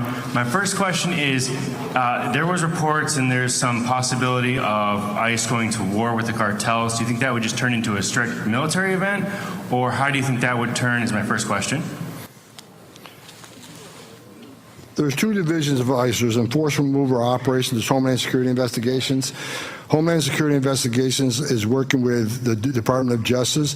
President Trump committed to designating the cartels terrorist organizations. He did that, and I think it was a great move. Yep. And you're going to see the whole might of the United States government taking action on the cartels. Some of the preparatory work's already been done. President Trump will wipe the cartels off the face of the earth. Let's go. We're already bankrupted them with the border at the most secure it's ever been. Illegal immigration down 96%, which means 96% less people are coming, which means the Border Patrol is 100% vigilant on the border. They're losing billions of dollars in alien smuggling, billions of dollars in sex trafficking, $1 billion in moving dope across that border. They're already hurting, but we're going to finish the job. And the Mexican president has a good relationship with President Trump. Is that fair to say? Tom? Oh, absolutely. Yeah, and much better than with Obrador or whatever his name was. So last question, yeah. I'm looking for a new job. Would you be hiring? Have you gone to the Turning Point hiring booth? Tom. Huh? I said Tom. I didn't say Charlie. I'd be open to it, but I was fine. No, you blew that. So you want a job with ICE? Yeah. Then give me your name and number. All righty, we'll do. Next question. We're doing massive hiring now because of the big, beautiful bill. I imagine, Tom, a lot of the people that would become ICE agents are former cops that might have left because they were dispirited. And how cool if you were a cop that left the San Francisco Police Department to come back into San Francisco working at ICE. Am I right? I had to shut down my LinkedIn account because I couldn't handle the number of people who say, I want to work for ICE.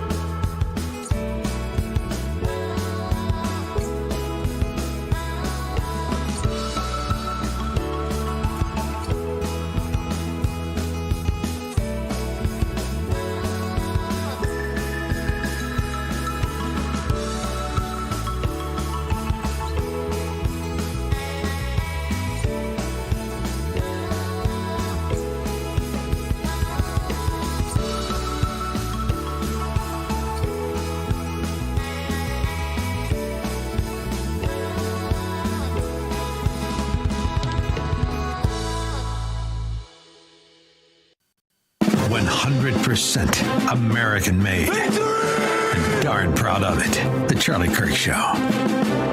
Right. Retired cops, retired military. Border Patrol agents want to come back. ICE agents want to come back. We have no lack of resources. And these are tough dudes. And that's who we want in ICE. Yes, we do. Hey, Tom. So my name is Brandon. I'm a Latino from LA, and as someone who was born with a family that fled communism from Cuba and became legal citizens through the legal process, thank you for everything you have done. I'm ashamed of what's going on in LA. My question is, they've leaked, I'm sure you're aware of this, they've been leaking where ICE agents have been staying in these hotels, including one close to my house. Is there any way DHS and ICE can proceed a legal action towards the hotels for the manager and employees leaking to the protesters where they've been staying? Because I'm sure it affects your safety.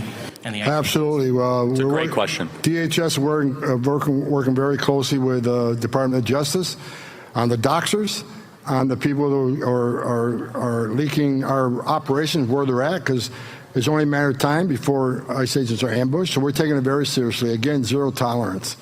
You know, and I actually talked to President Trump last night. He called me from Air Force One and wanted how this is going. So we're putting all efforts into this. So for these punks that want to get on and to tell where we're at and that want to show up to protest, you got something coming. And let me add to that. So Tom, can you just add more detail for the audience? Thank you for the question. For the audience about this mask off thing. So the Democrats are trying to say the ICE agents shouldn't have masks, which for the reason, I just think this is the most evil group of people. You masked our children unnecessarily during COVID for 3 years, and now you want ICE agents to take their masks off because their lives are actually in danger? Like, actually, screw you, you guys are evil. So the... Yeah, you know, it's okay for BLM to wear masks. It's okay for the rioters to wear masks on college campuses that want to attack the Jewish students. It's okay for the criminals to wear masks, but The reason ICE is wearing masks because the doxing is at a level we've never seen before. And they're not just doxing the agents.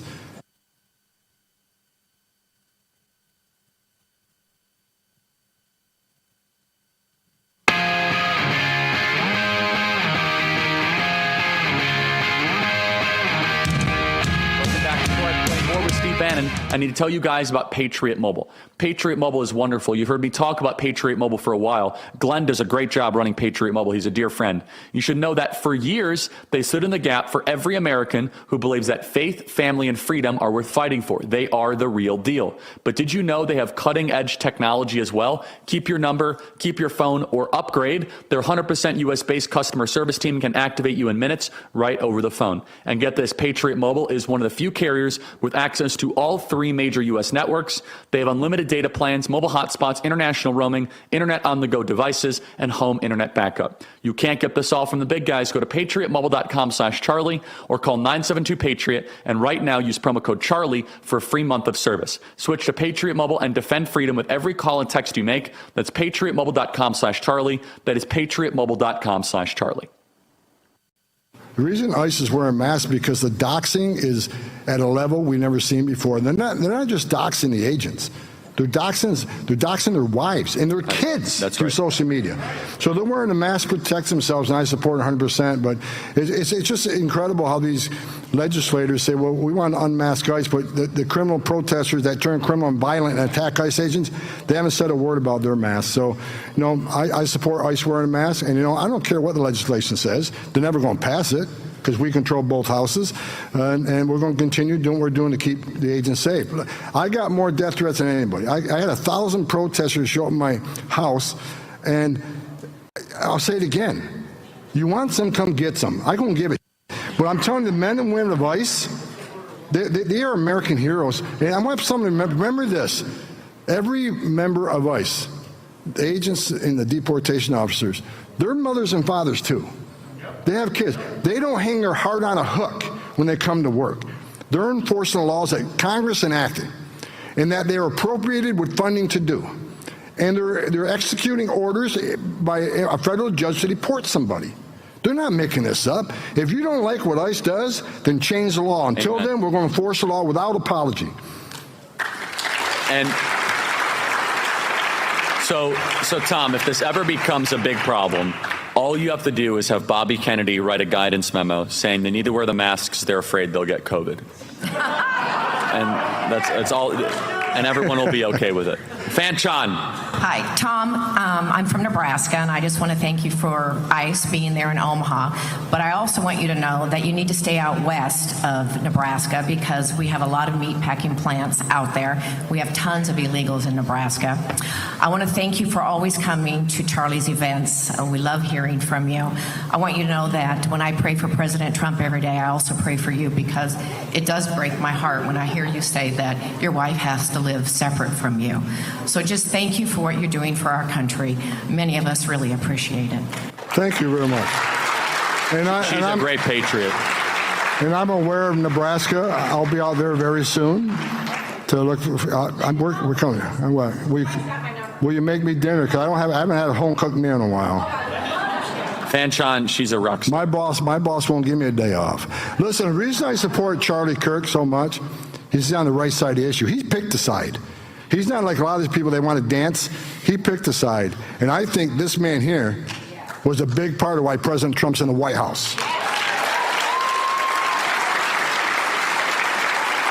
Thank you. Hello, I'm from Lehigh Valley, Pennsylvania, and I was wondering if there's a way for everyday Americans to file a report on someone who they suspect is an illegal immigrant, whether it be in a grocery store, school, or the obvious spot, a Home Depot. You get on the internet, go to DHS tip line or ICE tip line. You can file a report there, and we have a big team goes through those reports every day. So if you got to go ahead and report it. Lehigh is a great wrestling area up there. You wrestle? I've had coaches ask me, but I played tennis. All right. Great wrestling area up there. Thank you. We'll do a couple more, then I got to let Tom get on stage. in the previous administration, the Biden administration, was it protocol for if someone came in illegally and released, was it protocol for them to get a free plane ticket, free housing, food, and a free phone? Has it always been this way? And how much did that cost the taxpayers these past 4 years allowing that? And do we know how many hundreds of billions of dollars that is? Well, we're going to find out because I worked with Mark Green. We're going to start having investigative hearings on exactly that issue, how these NGOs made billions of dollars. But you're exactly right. I said earlier, the Biden administration not only released them, they flew them to the city of their choice on a taxpayer-funded airline ticket. They put them in a free hotel room at $500 a night. They gave them 3 meals a day, free medical care, then work authorization. That's all we have today. I'll be back for both hours tomorrow. Talk to you again. Email us freedom@charliekirk.com. God bless.